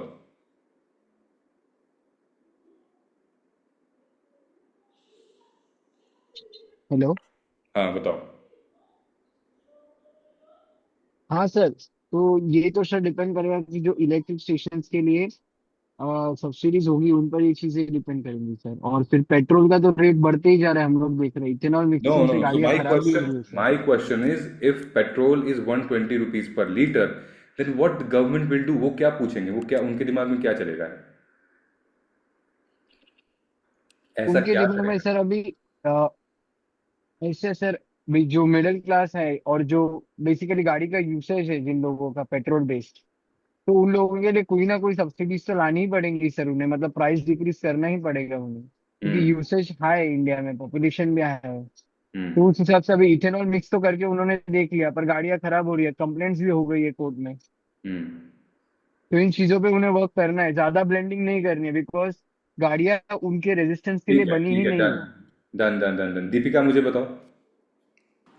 सर वो लाइक बताएंगे कि हम पब्लिक ट्रांसपोर्ट भी यूज़ कर सकते हैं और जो अल्टरनेटिव ऑप्शंस होते हैं सर उनकी तरफ भी जा सकते हैं। ठीक है। what else guys? दिव्यांशा, मुझे बताओ। तो गवर्नमेंट ये भी सोचेगी कि सप्लाई डाइवर्सिफिकेशन करे, क्रूड हम्म ऑयल दूसरी कंट्री से ले ले, हम्म। ऐसे सस्ता। और अल्टरनेट जो ऑप्शंस हैं जैसे ईवी और ये सब, तो उनकी तरफ पुश इंकरेज करेगी। हम्म ठीक है, ठीक है, ओके। सो अब तुमने सोचा ना कि जैसे 120 रुपए पेट्रोल था, तो शिवांगी का जो डिसीजन था या तुम्हारा जो डिसीजन था वो तुम्हारे अपने लिए लिमिटेड था, राइट? तुमने नहीं सोचा कि अरे यार, मतलब कैसे हम कि इंपोर्ट भी बढ़ सकता है हमारा, एक्साइज मतलब इन्फ्लेशन हो सकता है, कैसे होगा। तो ये सब आप क्यों सोचोगे इंडिविजुअल लेवल पे? You will not think about it. आपको तो अपनी कार की पड़ी है, आपको अपने पैसे की पड़ी है, ठीक है, फैमिली की जो डिसीजन है उसकी पड़ी है। लेकिन गवर्नमेंट जो है वो ओवरऑल सोचेगी, ठीक है। गवर्नमेंट ये सोचेगी यार अगर 120 रुपये पेट्रोल हो गया तो फिर इन्फ्लेशन बढ़ सकता है, ठीक है। क्या हमको एक्साइज ड्यूटी कम करनी चाहिए? क्या हमें इंपोर्ट को और इंक्रीज करना चाहिए, डिक्रीज करना चाहिए? क्या आरबीआई की मॉनेटरी पॉलिसी में कोई चेंजेस होने चाहिए? ये सारी चीज़ें होती हैं, ओके। तो आपको इकोनॉमी में क्या करना है स्पेसिफिकली, जब हम पढ़ेंगे आपको नेशन के बारे में सोचना है, नेशन के बारे में आपको गवर्नमेंट का पर्सपेक्टिव लेकर चलना है, ठीक है।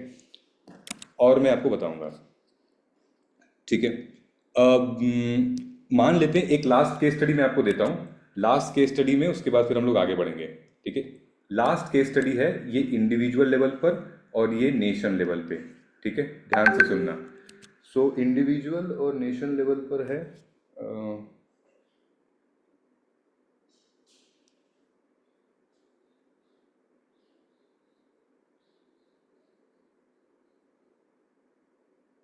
ओके। सो इंडिविजुअल, हाँ।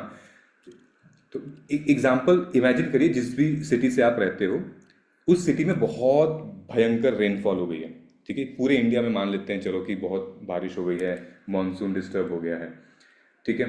तो बहुत ज़्यादा जब बारिश हो गई है, हैवी रेन पड़ चुका है यहाँ पे, ठीक है। मान लेते हैं कि भाई डॉक्टर गौरव परदेसी हैं, उनको वो वेजिटेबल सेलर हैं, ठीक। तो अब एक वेजिटेबल सेलर इसको कैसे देखेगा? बहुत ज़्यादा हैवी रेनफॉल है, तो व्हाट डू यू थिंक कि एक वेजिटेबल सेलर, एक फार्मर उसको कैसे देखेगा? आप बता सकते हो मेरे को?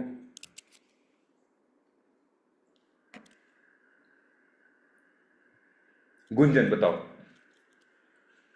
तो वो देखिए इससे कितना लॉस हो गया है, मतलब मौसम की वजह से जो भी फसल वगैरह खराब हुई है, उतना फसलों का कितना लॉस हो गया। राइट, ठीक है, ठीक है। So basically yes, it is it. तो जो वेजिटेबल सेलर है वो कहेगा कि यार कहीं मेरे आलू प्याज टमाटर कहीं महंगे तो नहीं हो जाएंगे, कोई खरीदेगा कि नहीं खरीदेगा, क्योंकि प्राइस राइज हो जाएगा तो डिमांड कम हो जाएगी, राइट।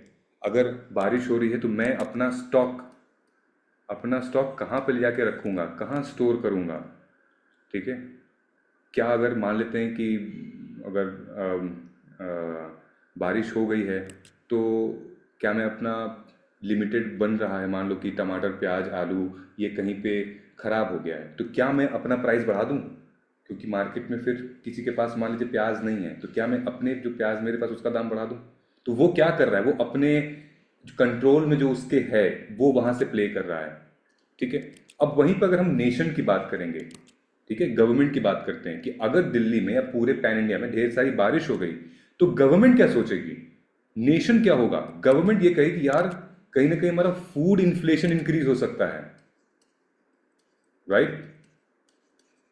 फूड इन्फ्लेशन इंक्रीज हो सकता है। What else? सीपीआई जानते हो, सीपीआई कंज्यूमर प्राइस इंडेक्स, वो हमारा इंक्रीज हो सकता है, ठीक है। जीडीपी ग्रोथ हमारी स्लो हो सकती है क्योंकि जो फार्मर्स हैं वो क्रॉप्स उगा रहे हैं वो कहीं ना कहीं डैमेज हो रहे हैं, क्योंकि हमारा एग्रीकल्चर बहुत बड़ा कंट्रीब्यूशन है एग्रीकल्चर का जीडीपी में, तो वो स्लो हो सकता है। तो ये होता है माइक्रो और मैक्रो लेवल पर सोचना।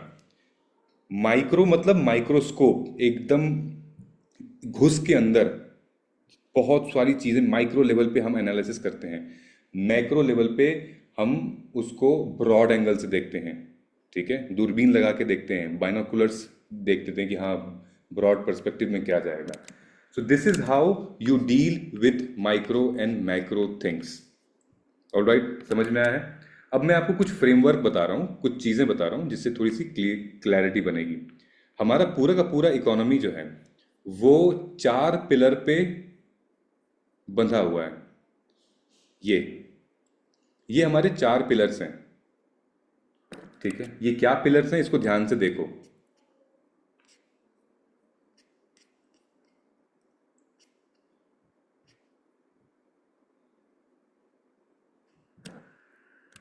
क्या पिलर है? क्या प्रोड्यूस होगा, कैसे प्रोड्यूस होगा, किसके लिए प्रोड्यूस हो रहा है, और कौन डिसाइड करेगा कि क्या प्रोड्यूस करना है। Alright, so what should be produced? Food, car, chips, missile, hospital, क्या प्रोड्यूस होगा, ठीक है। तो व्हाट कुछ भी, मतलब एक प्रोडक्ट के बारे में हम बात कर रहे हैं, यहां पर प्रोडक्ट आएगा कि वो प्रोडक्ट क्या होगा, ठीक है। यहां पर बोला है कि हाउ, प्रोसेस क्या होगा। समझ में आया? प्रोसेस क्या होगा यहां पे, how should it be produced. Like आप कोई टेक्नोलॉजी यूज करोगे, एआई यूज करोगे, लेबर यूज करोगे, या फिर मतलब ऑटोमेट करोगे उसको, कि हाउ, प्रोसेस क्या होगा उसका, ठीक। अब कंज्यूमर, किसके लिए प्रोड्यूस हो रहा है वो? गरीब के लिए, अमीर के लिए, फीमेल के लिए, मेल के लिए, फार्मर के लिए, बाहर भेजने के लिए, किस चीज के लिए प्रोड्यूस हो रहा है वो? whom और who। कौन करेगा भाई, इसकी रिस्पॉन्सिबिलिटी कौन लेगा, कौन प्रोड्यूस करेगा? प्राइवेट प्लेयर करेगा, गवर्नमेंट करेगी, या प्राइवेट प्लेयर और गवर्नमेंट पीपीपी मॉडल में सबके साथ करेंगे, या कोऑपरेटिव्स करेंगे, ठीक है। समझ में आ रहा है? तो ये 4 पिलर पे पूरी की पूरी इकोनॉमी डिसाइड होती है। लेकिन ये 4 पिलर कंट्रोल कौन करता है? मतलब ये 4 पिलर जो हैं इसको सिर्फ 2 ही टूल कंट्रोल करते हैं। कौन से टूल है भाई?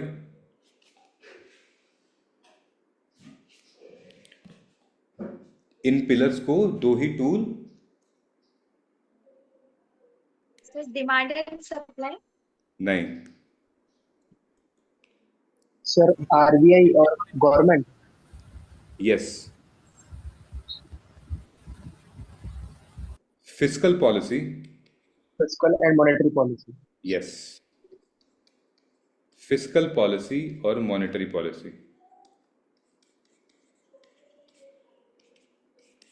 फिस्कल पॉलिसी का मतलब क्या हो गया? बजट, ठीक है। जो हमारा यूनियन बजट है, सरकार बजट निकालेगी तो उसमें बताएगा क्या, कब, कौन, भाई क्या क्या प्रोड्यूस हो रहा है, जो हो रहा है प्रोड्यूस तो वो कितना होगा, कौन प्रोड्यूस करेगा, किसके थ्रू हो रहा है, ठीक। और दूसरा आता है मॉनेटरी पॉलिसी। मॉनेटरी पॉलिसी मतलब बैंक, ठीक है। आरबीआई हेल्प करेगी सारे बैंक्स की, सारे बैंक्स हेल्प करेंगे आपकी। दिस इज हाउ, ठीक है। सो ये 4 पिलर्स पे हमारी ये चीजें निकलती हैं, ठीक है। अगर मैं इसको शॉर्ट फॉर्म में थोड़ा सा लेकर चलूं तो आप नोट कर सकते हो जो मैं बताने वाला हूं उसको। सो आरबीआई एंड गवर्नमेंट, ये लोग कुल मिला के इनके 4 और पिलर्स होते हैं। नंबर 1 कि दे फोकस ऑन ग्रोथ, ठीक है। Then they focus on low and stable income inflation, कि महंगाई कम हो या स्टेबल हो, दोनों का ही ऑब्जेक्टिव रहता है, ठीक है। दोनों का ही ऑब्जेक्टिव रहता है ग्रोथ हो, ठीक है, डेवलपमेंट हो, ग्रोथ हो, ये सारी चीजें। दोनों का ही ऑब्जेक्टिव रहता है लो एम्प्लॉयमेंट, जीरो नहीं कि कम बेरोजगारी हो, ठीक है, लो अनएम्प्लॉयमेंट, सॉरी। देन उसके बाद चौथा आता है इक्विटी इन इनकम डिस्ट्रीब्यूशन। इसका मतलब क्या होता है? इक्विटी इन इनकम डिस्ट्रीब्यूशन का मतलब ये होता है कि कहीं ना कहीं पावर्टी को हम लोग रिड्यूस करेंगे और इन इक्वालिटी को हम लोग कम करेंगे। Reduce poverty and reduce income inequality.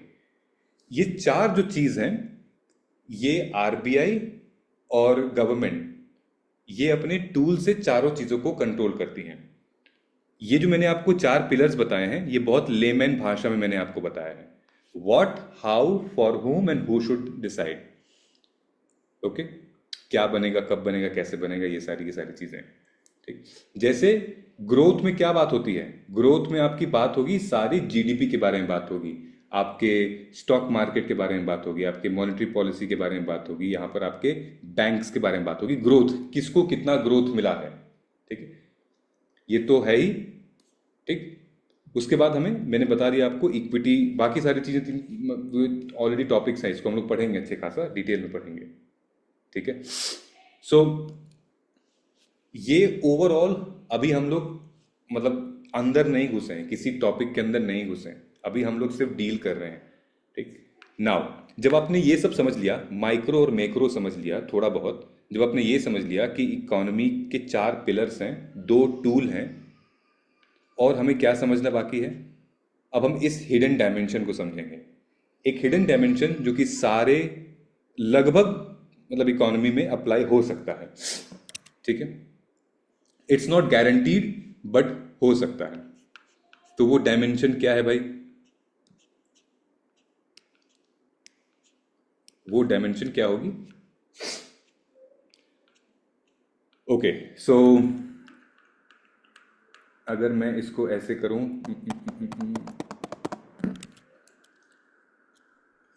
ये इंडिविजुअल लेवल पर है। सर गवर्नमेंट का खुद का ग्रोथ, हम्म, गवर्नमेंट का खुद का ग्रोथ, ठीक है, ओके।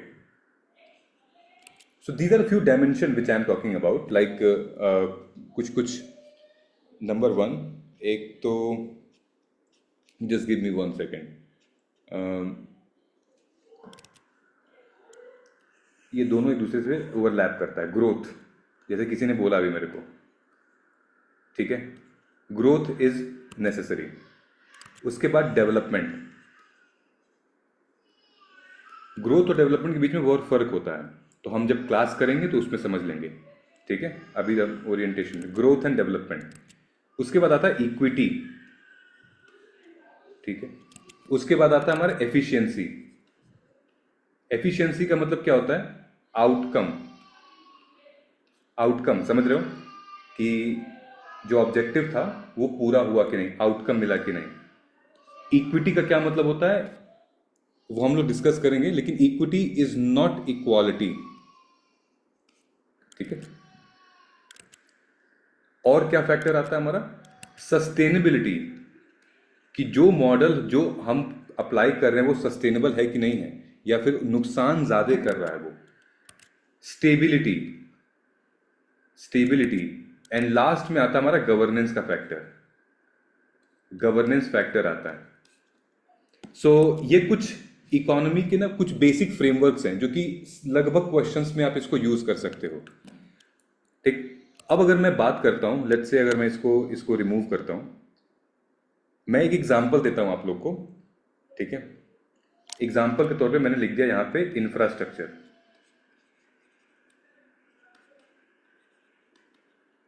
ओके, यहां मैंने लिख दिया इंफ्रास्ट्रक्चर। अब आपके दिमाग में अगर ये फ्रेमवर्क मैं यूज करता हूं जो मैंने आपको बताया है, ठीक है, तो जो मैंने लिखा है ग्रोथ, तो ग्रोथ में क्या होगा, सोच के देखो कि ग्रोथ में क्या हो सकता है। अगर मैं इंफ्रास्ट्रक्चर आपके दिमाग में है तो क्या आपके दिमाग में क्या आएगा? सड़क आएगा, नाली आएगी, एयरपोर्ट आएगा, यही सब आएगा। ग्रोथ में क्या होगा? ग्रोथ में ये होगा कि क्या इंफ्रास्ट्रक्चर से हम, इसको मैं एक सेकेंड, ब्लू, इंफ्रास्ट्रक्चर अगर हमने किया है तो हमारी जीडीपी, ग्रॉस डोमेस्टिक प्रोडक्ट, और बेटर हुई है कि नहीं हुई है, ग्रोथ हमारी बेटर हुई कि नहीं हुई है, ठीक है। दूसरा डायमेंशन हमारा क्या था? एम्प्लॉयमेंट जनरेशन, ठीक है। मान लीजिए कि इंफ्रास्ट्रक्चर एम्प्लॉयमेंट जनरेट करेगा, अगर एम्प्लॉयमेंट जनरेट करेगा तो भाई अच्छा इनकम हो सकता है, यानी कि जो हमारी कंस्ट्रक्शन जॉब होती हैं, राइट। और इंफ्रास्ट्रक्चर और क्या हो सकता है? अगर इंफ्रास्ट्रक्चर अच्छा होगा तो हमारी डेवलपमेंट भी होगी अच्छी खासी। डेवलपमेंट मतलब कि हॉस्पिटल्स बन सकते हैं वहाँ पे, स्कूल बन सकता है प्राइवेट, ये सारी चीज़ें बन सकती हैं। और क्या होगा इंफ्रास्ट्रक्चर अगर अच्छा होगा तो? मान लो एफिशिएंसी का एग्जांपल ले लेते हैं। एफिशिएंसी में क्या होगा बताओ? इंफ्रास्ट्रक्चर अगर अच्छा होगा तो वो एफिशिएंसी कैसे इंक्रीज करेगा? किस चीज़ की एफिशिएंसी इंक्रीज करेगा? सर जैसे अगर रोड का इंफ्रास्ट्रक्चर बनता है तो सर उससे जो कनेक्टिविटी है सर वो बढ़ेगी। Yes, yes, logistics, yes sir, transport. Right, logistics ठीक होगा, ठीक है। मैंने वहां पे क्या दिया था? एक गवर्नेंस मॉडल भी दिया था, 7वां फ्रेमवर्क जो था गवर्नेंस।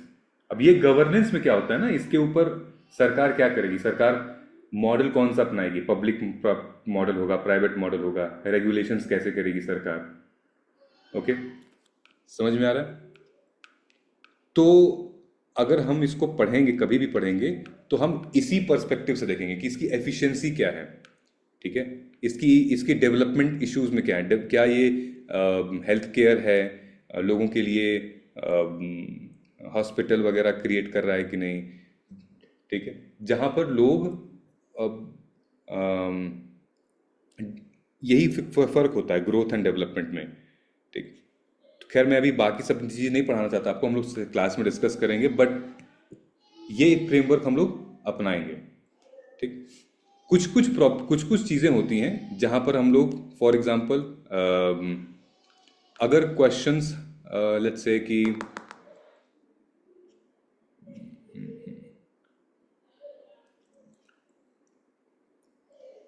एक मैं क्वेश्चन पोस्ट कर रहा हूँ आपको एग्जांपल के तौर पे, जस्ट गिव मी 1 सेकेंड। एक मैं क्वेश्चन चिपका रहा हूँ ताकि एग्जांपल से आपको कुछ थोड़ा समझ में आ जाए। ये क्वेश्चन मैं जो स्टिक कर रहा हूँ उसको पढ़िएगा।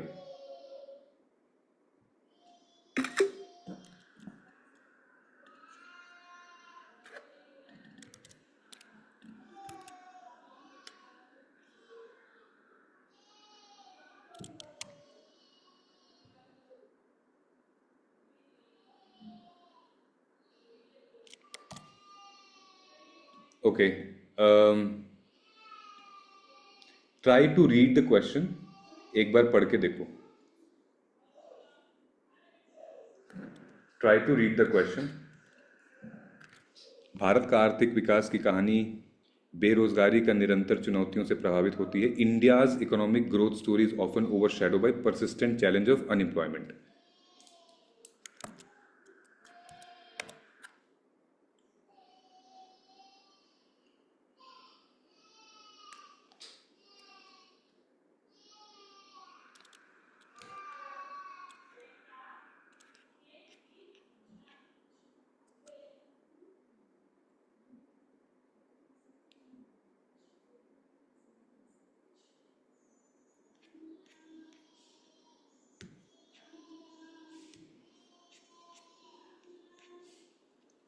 पढ़ लिया? डन?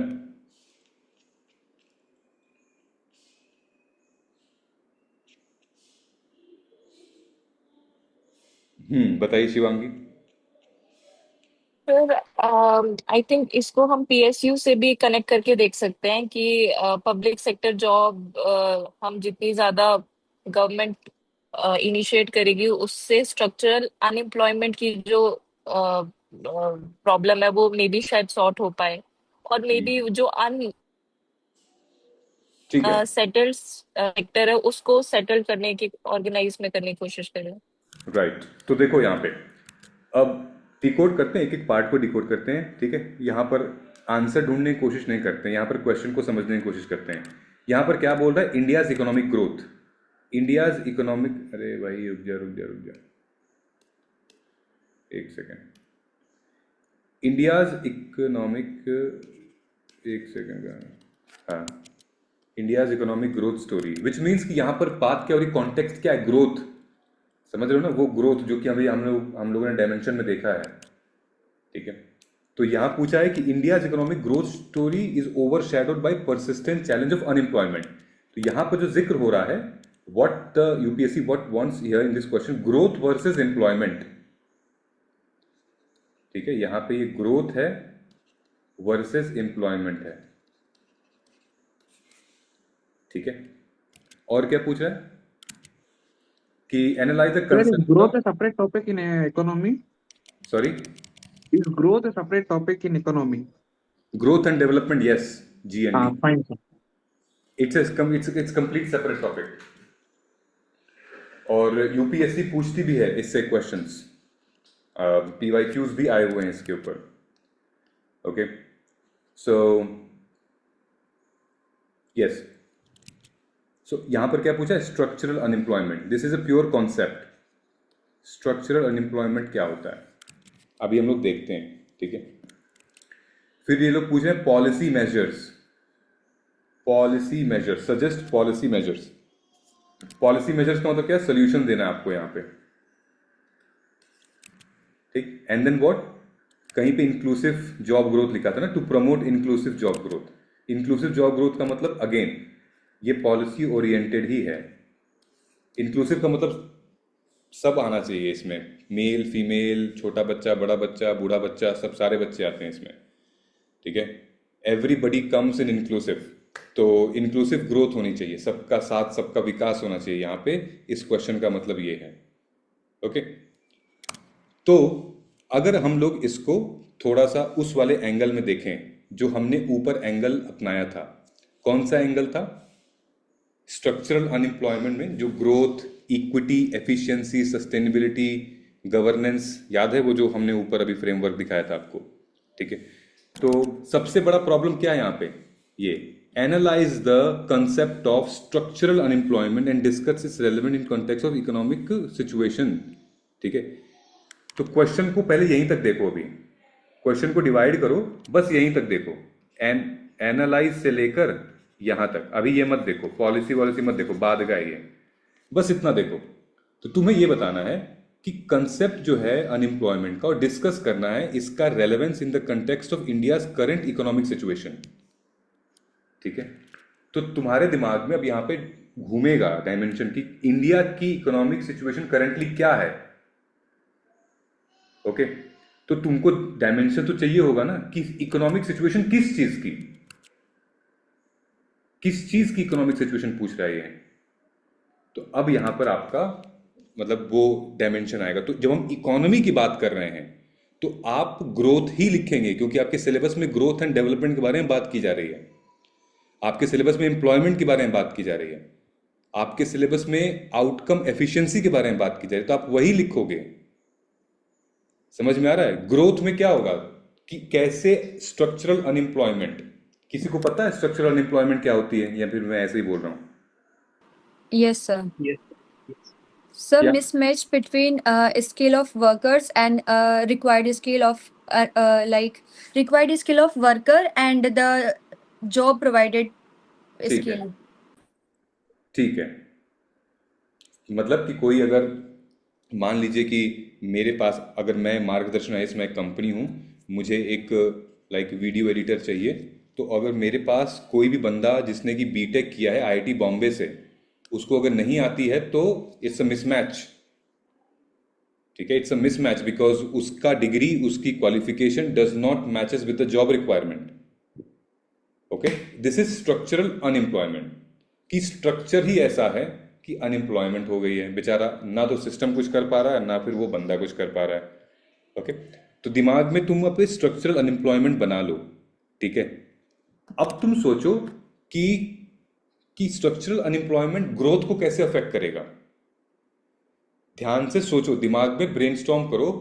तुम खुद का ही एग्जाम्पल ले लो, खुद का एग्जाम्पल ले लो कि अगर आज से 3-4 साल बाद जो मेरी स्किल है, वो जो जॉब मिल रही है मेरे को, वो जो जॉब है वो स्किल मैच नहीं हो रही है, तो क्या होगा.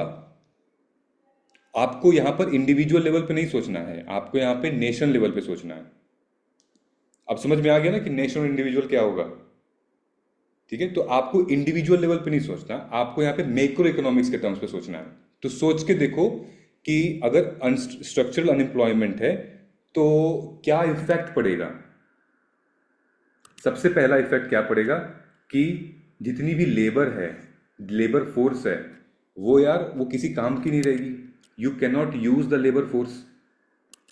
आपकी प्रोडक्टिविटी लो रहेगी, इंडिया की ओवरऑल प्रोडक्टिविटी लो रहेगी, क्योंकि इतने सारे लोग बेरोजगार हैं, उनके लायक कोई नौकरी ही नहीं है. सबसे इंपॉर्टेंट चीज जो कि आप लोग देखते भी हो वो क्या है, डेमोग्राफिक डिविडेंड. मतलब जो यूथ या जिनके पास नौकरी करने की क्षमता है, कैपेसिटी है, वो नहीं कर पा रहा है, तो आप वेस्ट कर रहे हो ना डेमोग्राफिक डिविडेंड. क्योंकि आज इंडिया पूरे वर्ल्ड में सबसे हाईएस्ट डेमोग्राफिक डिविडेंड पे खड़ा है, राइट.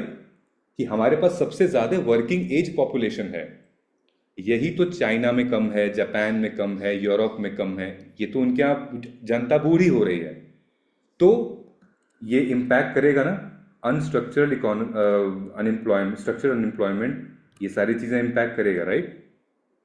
अब तुम सोचो एम्प्लॉयमेंट में,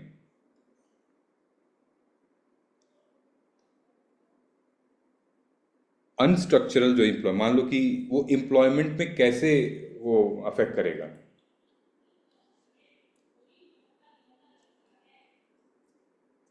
मान लीजिए कि कंपनीज तो कह रही हैं कि हमारे पास जॉब्स है. ठीक है, कंपनीज कह रही हैं सर मेरे पास जॉब्स है, भारत सरकार कह रही है कि भाई नौकरी दो नौकरी दो, तो प्राइवेट कंपनीज कह रही हैं कि भाई मेरे पास जॉब है. तो फिर प्रॉब्लम कहाँ आती है. required set of skills and qualifications. Yes, तो आपको अपने आप से यहां पूछना है कि जब एम्प्लॉयमेंट ढेर सारी पड़ी हुई है फिर भी जॉब्स क्यों नहीं है, तो आप क्या कहोगे या कहोगी.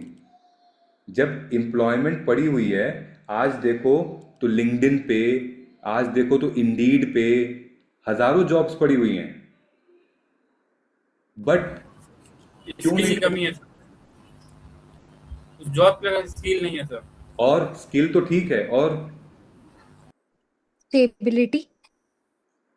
और Sir cannot keep up with the changing upgradation. Right.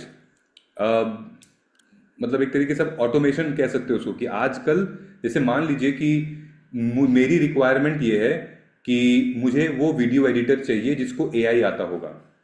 ठीक है, अब साक्षी ने जॉब के लिए अप्लाई कर दी, लेकिन अब साक्षी को आती ही नहीं है भाई एआई यूज करना, तो फिर मैं क्यों रखूंगा उसको. तो यहां पर क्या है, यहां पर अगेन स्किल तो उसके पास है लेकिन वो अपडेटेड नहीं है. ठीक है, ठीक. दूसरी चीज, आप लोगों ने वो सुना है गिग इकोनॉमी. ठीक है, क्योंकि लोग अलग अलग जगह काम कर रहे हैं, तो जॉब होने के बावजूद भी शायद उनको बेटर पे नहीं मिल रहा. ये भी तो हो सकता है, बेटर पे भी तो हो सकता है. तो ये सारी की सारी चीजें. ठीक, अब मैंने आपसे एक और डायमेंशन बोला था, इक्विटी. याद है इक्विटी लिखा हुआ था उसमें. तो बताओ कि अगर स्ट्रक्चरल अनएम्प्लॉयमेंट है तो इक्विटी कैसे इंपैक्ट करेगी. इक्विटी क्या होता है, पता है इक्विटी. सर लोगों के नीड के अनुसार मतलब उनको रिसोर्सेज प्रोवाइड करना अकॉर्डिंग टू नीड. इक्विटी में ना सारे स्टेक होल्डर्स आ जाते हैं आपके, ठीक। तो इक्विटी में आपका main, women, farmer, SC, ST, rural population, ये सारे स्टेक होल्ड हो सकते हैं। विच मीन्स कि अगर स्ट्रक्चरल अनएम्प्लॉयमेंट है तो कौन भुगतेगा? ये यूथ भुगतेगा, ये विमेन जो हैं, रूरल पॉपुलेशन जो हैं, चाहे छोटे फार्मर हो गए फॉर एग्जांपल, ये सब जाएंगे। यानी कि काइंड ऑफ इनइक्वालिटी बढ़ेगी। और ठीक है, समझ में आ रहा है? सर रिजर्वेशन भी इसी में आएगा क्या? सॉरी, रिजर्वेशन भी इसी में आएगा? ना, ये सब भाई मत लिखना, ये सब इकोनॉमी में रिजर्वेशन वगैरह, ये सब पॉलिटी वाला मामला है, ये सब नहीं आएगा, ठीक है। तो we will only talk about jobs, workers, resources, killing नहीं भाई, स्किलिंग, ठीक है। किलिंग मत लिख दे रहा है यहाँ पे, तो skilling, okay. We will talk about governance. अब एक बात बताओ, जैसे स्ट्रक्चरल अनएम्प्लॉयमेंट है, दिमाग लगाना, यूज मत करना गूगल।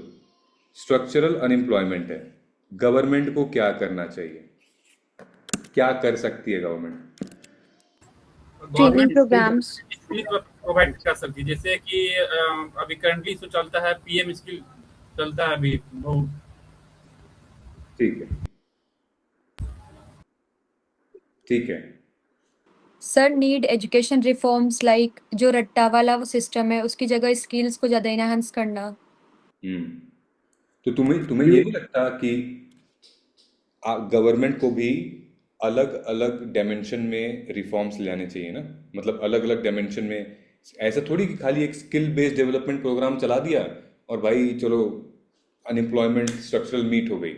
नहीं, आपको जो लेबर यूनियन है, जो लेबर हैं, लेबर क्लास, उनके लिए अलग करना पड़ेगा, ठीक है। जो लोग एडुकेटेड हैं उनके लिए स्किल बेस्ड करना पड़ेगा, ठीक है।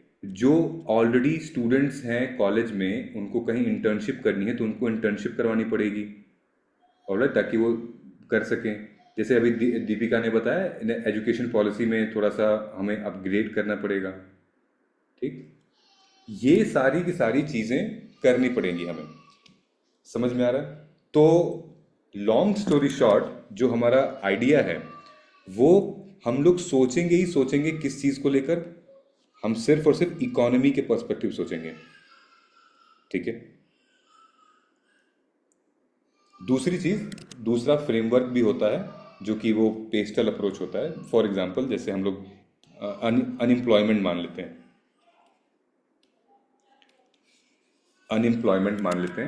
तो आप लिखोगे अनएम्प्लॉयमेंट का प्रॉब्लम क्या है, आप लिखोगे अनएम्प्लॉयमेंट किसकी वजह से हो रहा है, ठीक है। समझ लो, ध्यान से सुनना, ये आपकी एक 1 पेजर नोट बनता है ऐसे।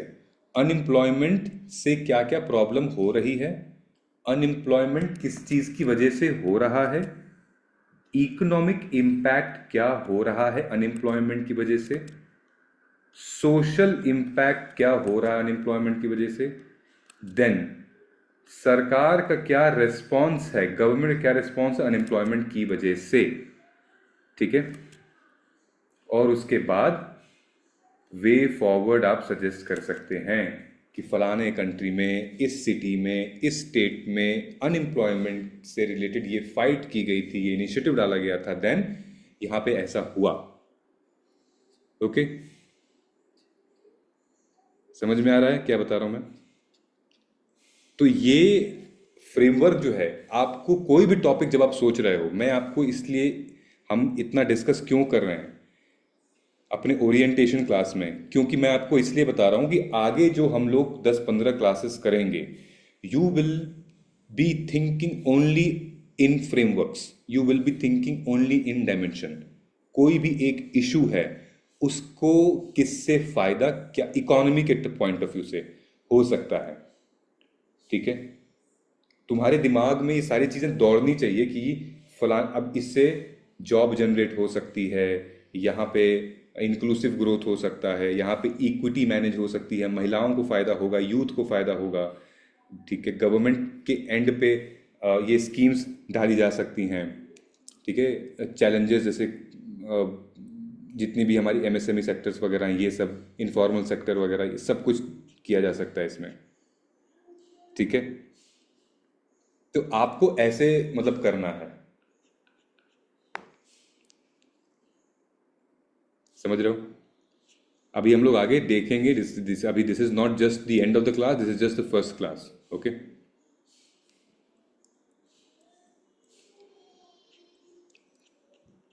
मैं आपको एक ये देखिए, एक लास्ट एक्सरसाइज करते हैं। मुझे इस पे आप लोगों का आंसर चाहिए। इसको पढ़िए। इंडिया एक फास्टेस्ट ग्रोइंग मेजर इकोनॉमी है पूरे वर्ल्ड में, लेकिन फिर भी बहुत सारे एजुकेटेड यूथ अनएम्प्लॉयड हैं। ठीक है, मैं आपको 60 सेकंड दे रहा हूं, मेरा स्टॉप वॉच चालू है। आप अपने पेन और पेपर पे जरा लिखिए, इसके रीजन लिखिए। मेरा स्टॉप वॉच चालू है, ठीक है, डायमेंशन में लिखना है आपको। The stop watch is on, question आपके स्क्रीन पे है। Just start writing, just think about it. हम कहते तो हैं कि हम फास्टेस्ट ग्रोइंग इकोनॉमी बन चुके हैं, डेवलपिंग कंट्री में सबसे आगे हैं, लेकिन फिर भी बेरोजगारी इतनी है ना, कि चीफ जस्टिस ऑफ इंडिया को बोलना पड़ा कॉकरोचेस। ठीक है, क्यों है, वाई?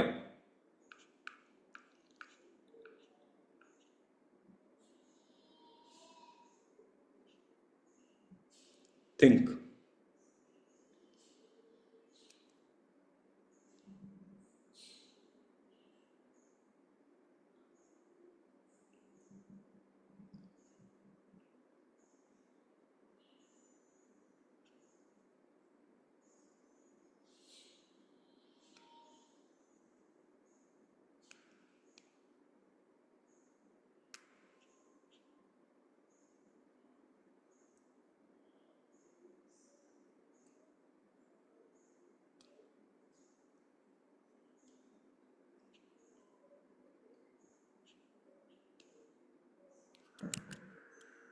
निदिशा बताओ फटाफट।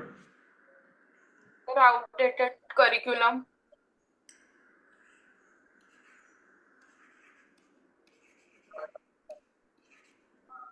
शिवांगी बताओ। Sir unskilled labour which government is not like उसको बाइफरकेट नहीं कर पाती है कि कहाँ कितना स्किल की जरूरत है। ठीक है, ठीक ठीक अनइक्वल ठीक distribution of resources and no updated curriculum. ठीक है। So again I am seeing some repeated hands. अभी उठाता हूँ किसी ना किसी को। फलक बताइए, फलक आरजू। सर कंपटीशन कंपटीशन और इन सर सारे सेक्टर में होता है, और एआई का आ जाने से और ज्यादा दिक्कत है। मतलब स्किल मैच आप कह रहे हो फिर वही ना? Yes yes sir. ठीक है, ठीक है, ठीक है, ठीक है, ठीक है। मुझे बताओ शिब्रा।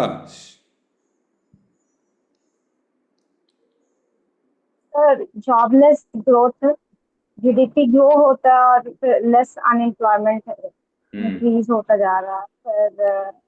सर स्किल मिसमैच, ठीक है, जैसे कि मैं बहुत सारे स्लो ठीक है, growth understood, manufacturing. Understood, understood. Ridesh Mehar. Sir, no exposure in the college about the real-time work which is going on in the current scenario, and youths are aiming for higher salary. First package उनको मतलब ज्यादा चाहिए, अगर नहीं रहेगा तो नहीं करते। वाओ, ये भी है क्या एंड भाई? They also don't want to upgrade. जो अभी मार्केट में चल रहा है वो फॉलो नहीं करते। जो कॉलेज में है उसी उसी को देखते कि उसी से कुछ हो जाए, पर कुछ सर्टिफिकेशंस जो जॉब के लिए ओके, रिक्वायर्ड है मार्केट में वो नहीं करते। ओके। साक्षी। सर एक पॉइंट ये भी हो सकता है कि पेरेंट्स का प्रेशर कहीं ना कहीं कॉम्पिटिटिव एग्जाम्स में जाओ, और मतलब स्कूल्स कॉलेजेस में टेक्नोलॉजीज के ऊपर इतना नहीं ध्यान दे रहे जैसे बाहर चाइना वगैरह में देते हैं वो ठीक चीजें, है, और रोट लर्निंग होती है, जैसे 10th का थियरम वो तो भी काम नहीं आता। ठीक है, ठीक है, तो तुमने ये सब रिस्पॉन्सिबिलिटीज पेरेंट के ऊपर डाल दी है कि पेरेंट्स पुश कर रहे हैं स्टूडेंट्स को कि कॉम्पिटिटिव नहीं एग्जामिनेशन के सर, लिए तैयारी करें। नहीं नहीं नहीं, नहीं नहीं वैसा नहीं, बट एक ये फैक्टर है, मेजर फैक्टर है ये एक भी, बहुत से बच्चों का। स्टूडेंट्स भी तो कहते हैं ना कि अरे नहीं, मेरे को जॉब नहीं करनी, मेरे को तैयारी करनी है। हाँ वो तो है, कुछ जिनको करना है वो करते हैं, बट कुछ लोग प्रेशर में आके करते हैं, कुछ बच्चे ऐसे भी है। ठीक है, ठीक है, ठीक है, ठीक है, ठीक है। सो यस, आई मीन आप लोगों के पॉइंट्स आई थिंक इसमें ही हैं। तो हम लोग इसको क्या कर सकते हैं, जैसे ढेर सारी जॉब है बट बहुत सारे लोग अनएम्प्लॉयड हैं, इसका रीज़न यही है। जैसे यूथ का अनएम्प्लॉयमेंट, जैसे आप लोगों ने बोला कि यूथ का अनएम्प्लॉयमेंट है, तो आपको लिखना पड़ेगा वाई। वाई, क्यों अनएम्प्लॉयमेंट ज़्यादा है। आपने किसी में से बोला कि स्किल मिसमैच है, ये बोला ना स्किल्ड लेबर नहीं है। स्किल मिसमैच क्यों हो रही है, ठीक है, स्किल का मिसमैच क्यों हो रहा है, ऐसा क्यों कि स्किल मिसमैच हो रही है। Rapid changing of market needs, automation. ठीक है, ये तो इसके मतलब रेडी रहना आप लोग इसमें, ठीक है। एजुकेशन आउटडेटेड, वाई, ठीक है, एजुकेशन आउटडेटेड है, क्यों एजुकेशन आउटडेटेड है, ठीक है। They are not up to date with the technology, why they are not up to date with the technology, ठीक है। So these are the few things. Then Riya is saying कि lacunas इन मेरी merit based system, favouritism वगैरह। ठीक है भाई, ये तो चली गई, दूसरी तरफ चली गई। तो इसमें रिजर्वेशन फैक्टर आएगा कि नहीं? अब भाई इकोनॉमी में मत लिखो रिजर्वेशन वगैरह भी, ठीक है। ये पॉइंट भी गलत है क्या? सॉरी, सर ये पॉइंट नहीं आएगा इसमें, कौन सा पॉइंट? जो मैंने अभी चैट बॉक्स में डाला। हाँ हाँ, it will be there, like merit based system, ठीक है। मतलब हम इकोनॉमी के पॉइंट ऑफ व्यू से कह रहे हैं, ये इस पॉइंट को मत लिखना। जैसे हम लोग क्या बात कर रहे हैं, हम लोगों ने जिक्र किया था ना माइक्रो और मैक्रो लेवल पे, ठीक। सो रीजन हो सकता है, देखो हमें भी पता है, तुम्हें भी पता है, मतलब कहीं ना कहीं प्रॉब्लम भी हो रही है, रिजर्वेशन वाली भी है, देन उसके बाद मेरिट बेस्ड सिस्टम वाली भी है, तो it's there, but other than that, ठीक है।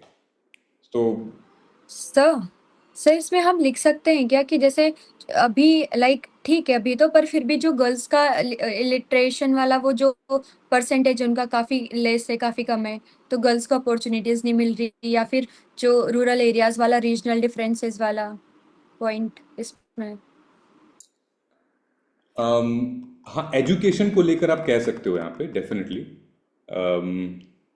क्योंकि ये स्किलिंग में ही आ जाएगा एजुकेशन, या फिर जो टीचिंग पेडागोजी है हमारी वैसी नहीं है, उसमें भी आ सकता है ये, ठीक है सर। और जो सब एक और चीज़ इसमें ऐड कर सकते हैं कि जो कॉमन मैन है उसके पास ज़्यादा कैपिटल नहीं होता है ताकि वो कुछ नया बिजनेस शुरू कर पाए, इसीलिए वो जॉब के लिए जाता है।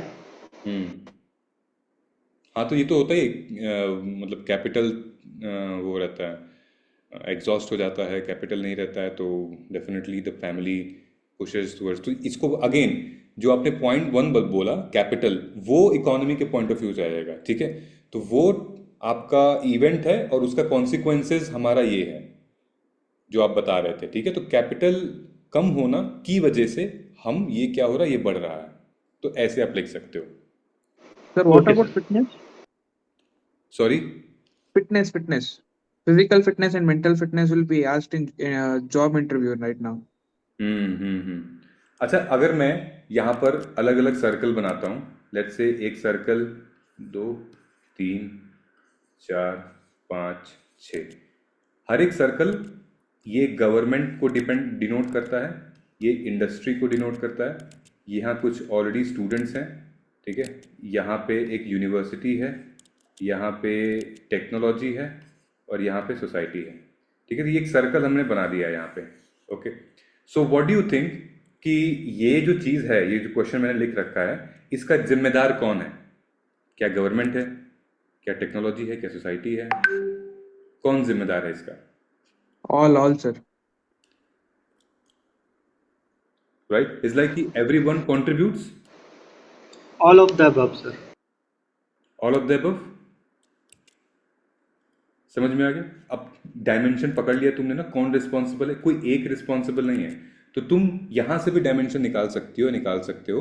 एजुकेशन में क्या प्रॉब्लम है, इंडस्ट्री में क्या प्रॉब्लम है, टेक्नोलॉजी में क्या प्रॉब्लम है, गवर्नमेंट मतलब जहां पे विल इशू है, ठीक है, ये सारी चीजें हम निकाल सकते हैं, ठीक है।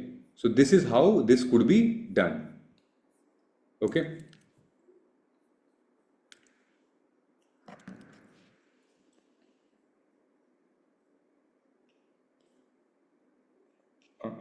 एक सेकेंड, मैं ना और एक आपको फ्रेमवर्क शेयर कर रहा हूँ मैं बस अपना।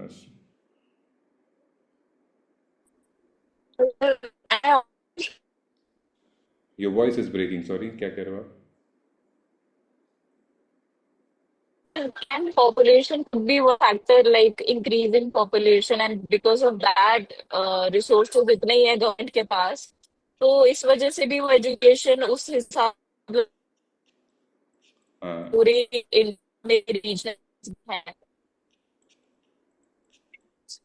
वन एजुकेशन सिस्टम, लाइक अभी की जो, अगर आप सीखेंगे स्पीकर डॉक्टर, मतलब एक बाद आप your voice is breaking Shivangi, एक सेकेंड।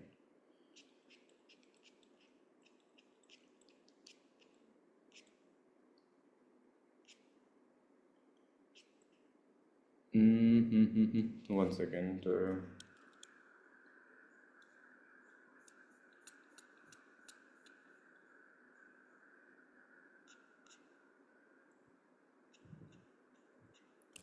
अगर मैं इसको ऐसे चेंज करूं, इस टॉपिक को थोड़ा सा, लेट्स से कि ये अनएम्प्लॉयमेंट का टॉपिक है। कहाँ गया भाई, एक सेकंड।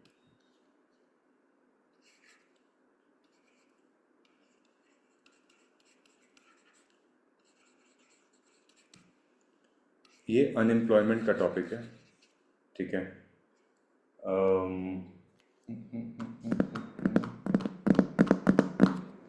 तो लेट्स से कि हमारे पास एक फाइनेंस मिनिस्टर हैं, हमारे पास एक लेबर मिनिस्टर हैं, ठीक है, और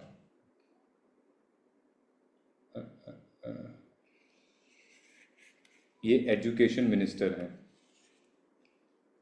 तो अनएम्प्लॉयमेंट को फाइनेंस मिनिस्टर कैसे देखेंगी?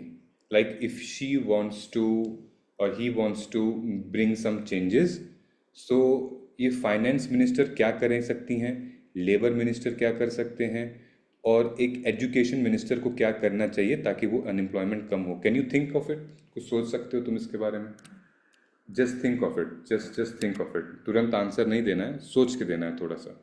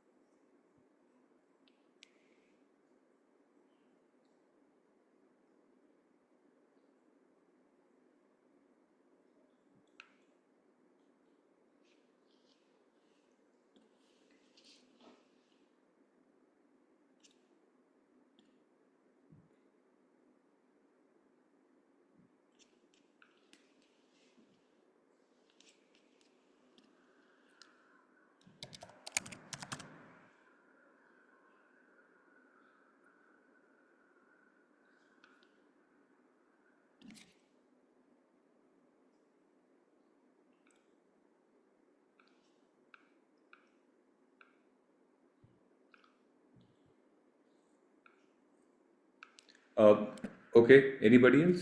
If you can raise hand.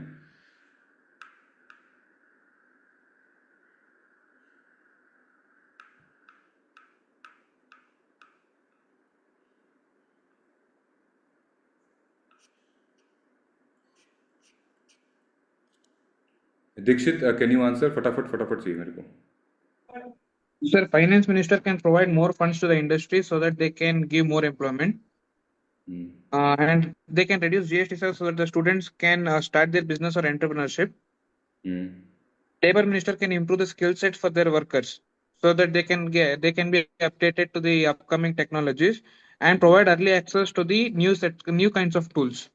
And sir, education minister can actually implement national education policy or any kind of schemes so that the practical knowledge will be improved for the students.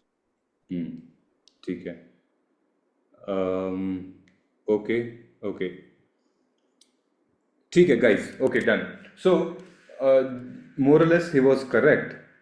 अब यहाँ से मैं अगर minister हटा दूँ तो बात तो वही हो जाएगी ना, finance, labour and then education, right? So finance minister वो क्या कर सकते हैं अगर अनएम्प्लॉयमेंट है तो मतलब डेफिनेटली इन्वेस्टमेंट कर सकते हैं. ऑलराइट, इन्वेस्टमेंट करेंगे तो जॉब्स क्रिएट होगी.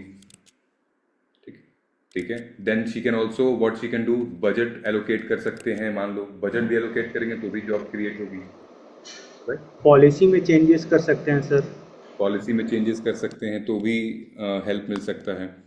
वहीं पे जो लेबर मिनिस्टर है, व्हाट ही और शी कैन डू, तो जब भी आपको लेबर मिनिस्टर, तो आपको इक्विटी के पॉइंट ऑफ व्यू सोचना पड़ेगा.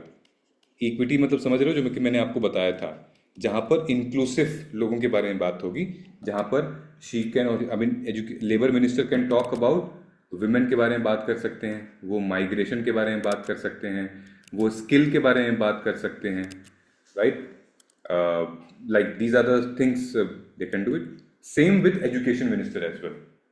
ठीक है, तो वो स्किल बेस्ड, वो पेडागोजी को चेंज करेंगे, वो आउटडेटेड मेथड को चेंज करेंगे ताकि फ्यूचर में मतलब ऐसी कोई प्रॉब्लम ना आए. ठीक है, कि जो डिमांड आज की है मार्केट में उसी हिसाब से वो टीचिंग पेडागोजी को लेकर जाएंगे. अभी भी आउटडेटेड चीज़ें नहीं होगी. वो अपने टीचर को स्किल्ड कर सकते हैं, कंटेंट को स्किल्ड कर सकते हैं, अपडेट कर सकते हैं, पढ़ाने के तरीके को अपग्रेड कर सकते हैं, जिससे क्या होगा, हमारे ओवरऑल ग्रोथ एंड डेवलपमेंट हो सकती है. Alright, so this is how we think in economy. समझ रहे हो?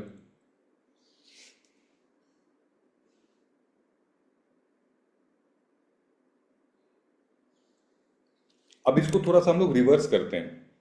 अभी मैंने आपको ये सब प्रॉब्लम शेयर की ना, अनएम्प्लॉयमेंट वगैरह ऐसा वहाँ फलान ठिकाना, थोड़ा सा रिवर्स करते हैं. मान लो कि जितने लोग भी अनएम्प्लॉयड हैं, मान लो जितने लोग भी ग्रेजुएटेड हैं, हर ग्रेजुएट को अब जॉब मिल गई है. सारे ग्रेजुएट को जॉब मिल गई है. ठीक है, तो क्या बदलेगा? एक एक पॉइंट मेरे को सबसे जानना है. हैंड रेज कर सकते हो. क्या बदलेगा अगर सबको जॉब मिल गई है? तो सपोज कल मोदी जी ने बोल दिया कि भाई और बहनों सबको जॉब मिल रही है, अब जितने भी ग्रेजुएट हैं. ये आजकल तो मोदी जी फ्रेंड्स कह के बुला रहे हैं सबको ना, इंस्टाग्राम पे फ्रेंड्स बोल रहे हैं, तो फ्रेंड्स. ठीक है, तो सबको जॉब मिल गई है, तो क्या क्या बदल सकता है? You can raise your hand. तो फटाफट बताना, एक ही पॉइंट बोलना है, एक ही पॉइंट, 50 पॉइंट नहीं बोले. हर्षित बताओ.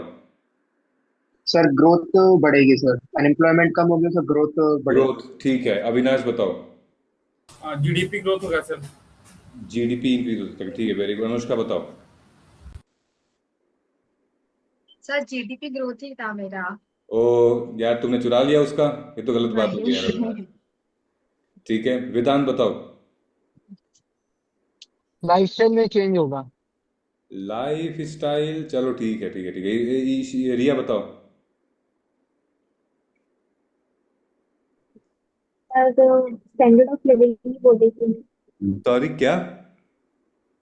स्टैंडर्ड ऑफ लिविंग ही बोल रही थी मैं. अरे थोड़ा और सोचो भाई.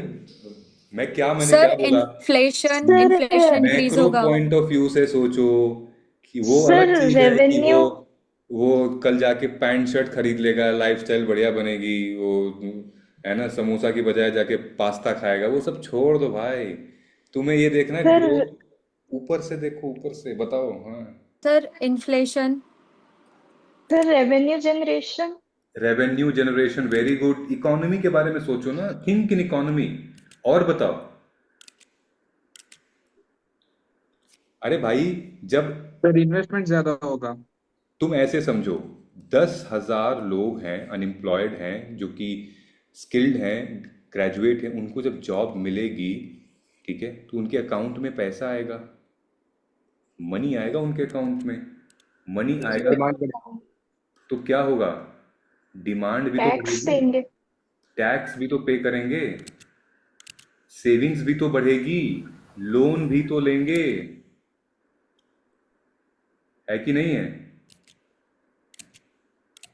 माइग्रेशन भी तो कम होगा, कहीं ना कहीं नहीं भटकेंगे जॉब के चक्कर में, इधर उधर नहीं जाएंगे, ठीक है।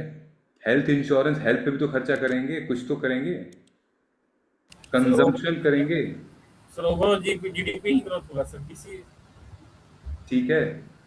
जीडीपी ग्रोथ, तो जो देखो, जीडीपी ग्रोथ ठीक है, बोलने के लिए बहुत अच्छा है, लेकिन जब अगर कोई पूछ देगा कि जीडीपी ग्रोथ होगी कैसे, तो वहां फंस जाएंगे हम लोग, ठीक है।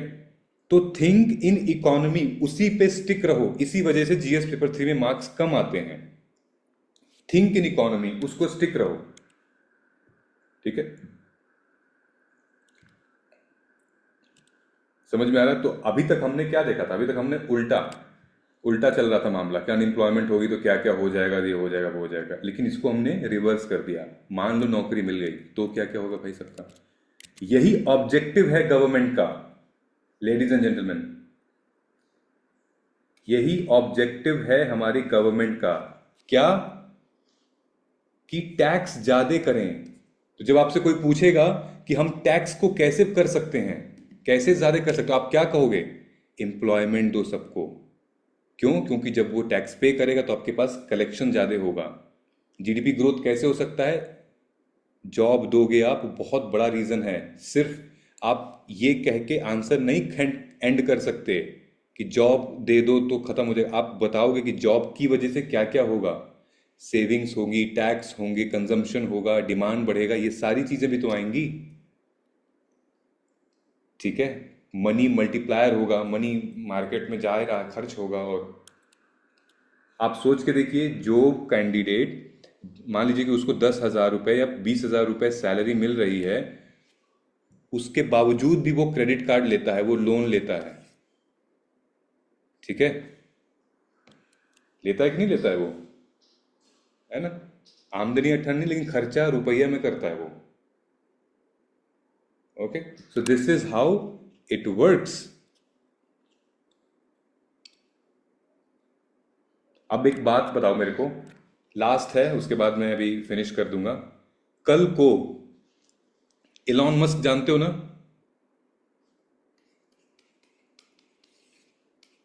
ठीक है,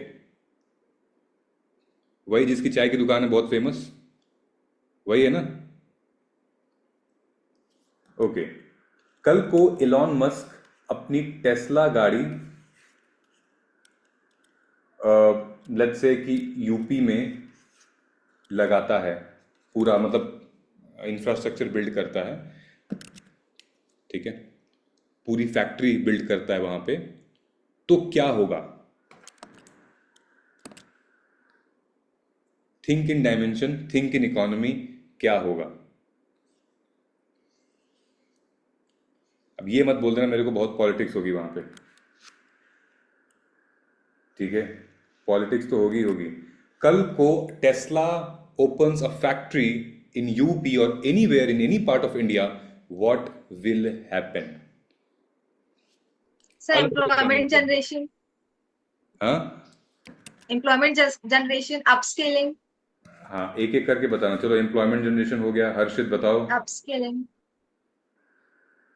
और सर जो स्टेट है सर, वो उसके सर स्टेट की ग्रोथ भी होगी सर, अगर एम्प्लॉयमेंट जनरेशन होगा, लोग डिमांड करेंगे सर, तो सर स्टेट का जो रेवेन्यू जनरेशन होगा सर ठीक है, स्टेट से। ठीक ठीक है। अच्छा, you guys can comment also, कि कमेंट कर सकते हो तो हम लोग देख सकते हैं फटाफट फटाफट फटाफट सबका ना, कि सबके पॉइंट्स भी दिख जाएंगे मेरे को। Okay, think about it, just comment it, comment करो कि फैक्ट्री लग रही है वहां पे, एप्पल की, टेस्ला की, गूगल अपनी सबसे दुनिया की सबसे बड़ी ब्रांच खोल रहा है वहां पे, तो क्या होगा वहां पर, क्या क्या चीजें होंगी, इकोनॉमी के पॉइंट ऑफ व्यू से सोचना है हमें, ओके सर लाइक जो प्रोडक्ट है उसका प्राइस कम होगा क्योंकि जो इंपोर्ट वाली ड्यूटीज है उसकी वो रिड्यूस हो जाएगी। ठीक है। फिर इंफ्रास्ट्रक्चर डेवलप होगा, वहाँ पे रोड्स बनेंगी, रहने घर बनेंगे। अगेन जब आप इंफ्रास्ट्रक्चर की बात कर रहे हो तो इंफ्रास्ट्रक्चर एक ब्रॉड कीवर्ड है। इंफ्रास्ट्रक्चर से क्या होगा? अगर आप जीडीपी की बात कर रहे हो तो जीडीपी ब्रॉड कीवर्ड है, अंदर घुसना पड़ेगा हमें। या तो आप ये बता दीजिए कि जीडीपी कितने परसेंट से कितना परसेंट ग्रो होगा, जो कि इम्पॉसिबल है बताना, नहीं बता सकते, लेकिन ये बता सकते हैं कि किन किन चीज़ों से। क्योंकि जीडीपी क्या होता है? जीडीपी तो ये होता है ना, जितने ग्रॉस डोमेस्टिक, जितने भी डोमेस्टिकली हम लोग प्रोड्यूस कर रहे हैं, तो कहाँ कहाँ क्या क्या प्रोडक्शन होगी, तो थोड़ा और डिटेल में जाएंगे। नंबर 1 एम्प्लॉयमेंट, किसी ने सप्लाई और बताया। डिमांड में इंक्रीज। हाँ, एम्प्लॉयमेंट फर्क पड़ेगा, टेक्नोलॉजी, क्योंकि वहां पे स्किल बिल्डिंग होगी, टेक्नोलॉजी वगैरह। सबसे बड़ी चीज जो कि आप लोगों ने नहीं बोली है, बाहर से पैसे आएंगे, फॉरेन डायरेक्ट इन्वेस्टमेंट होगी।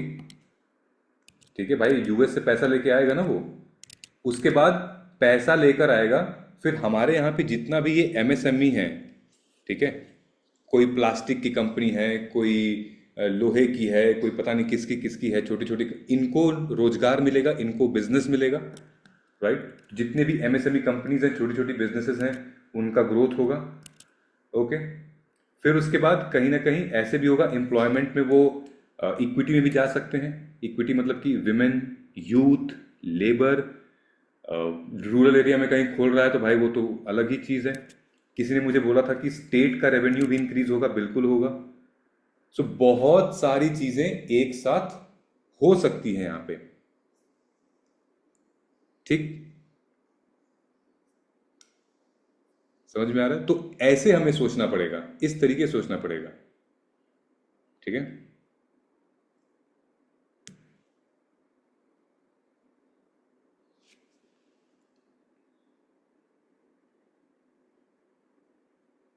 ठीक है, तो ये सिचुएशन है। तो आपको ऐसे देखना पड़ेगा कि कल सुबह आप उठो और आप बन गए इंडिया के फाइनेंस मिनिस्टर, ठीक है। कल सुबह आप उठो और ब्रश करने से पहले ही आपके यहाँ मीडिया वीडिया सब लोग आ गए, तो अब सर आप फाइनेंस मिनिस्टर हैं, ठीक है, आपको बुलाया गया है संसद में। तो जब आप जाओगे वहाँ संसद में, आपसे पूछा जाएगा कि ये बताओ मैडम या सर, जीडीपी तो ग्रो हो रही है, लेकिन फिर भी जो एजुकेटेड हैं, ठीक है, वो प्रोटेस्ट कर रहे हैं क्योंकि उनके पास जॉब नहीं है, तो आप क्या करोगे बताओ सर मैडम? तो यहाँ से आपका क्वेश्चन निकलकर सॉल्व हो सकता है, ठीक है।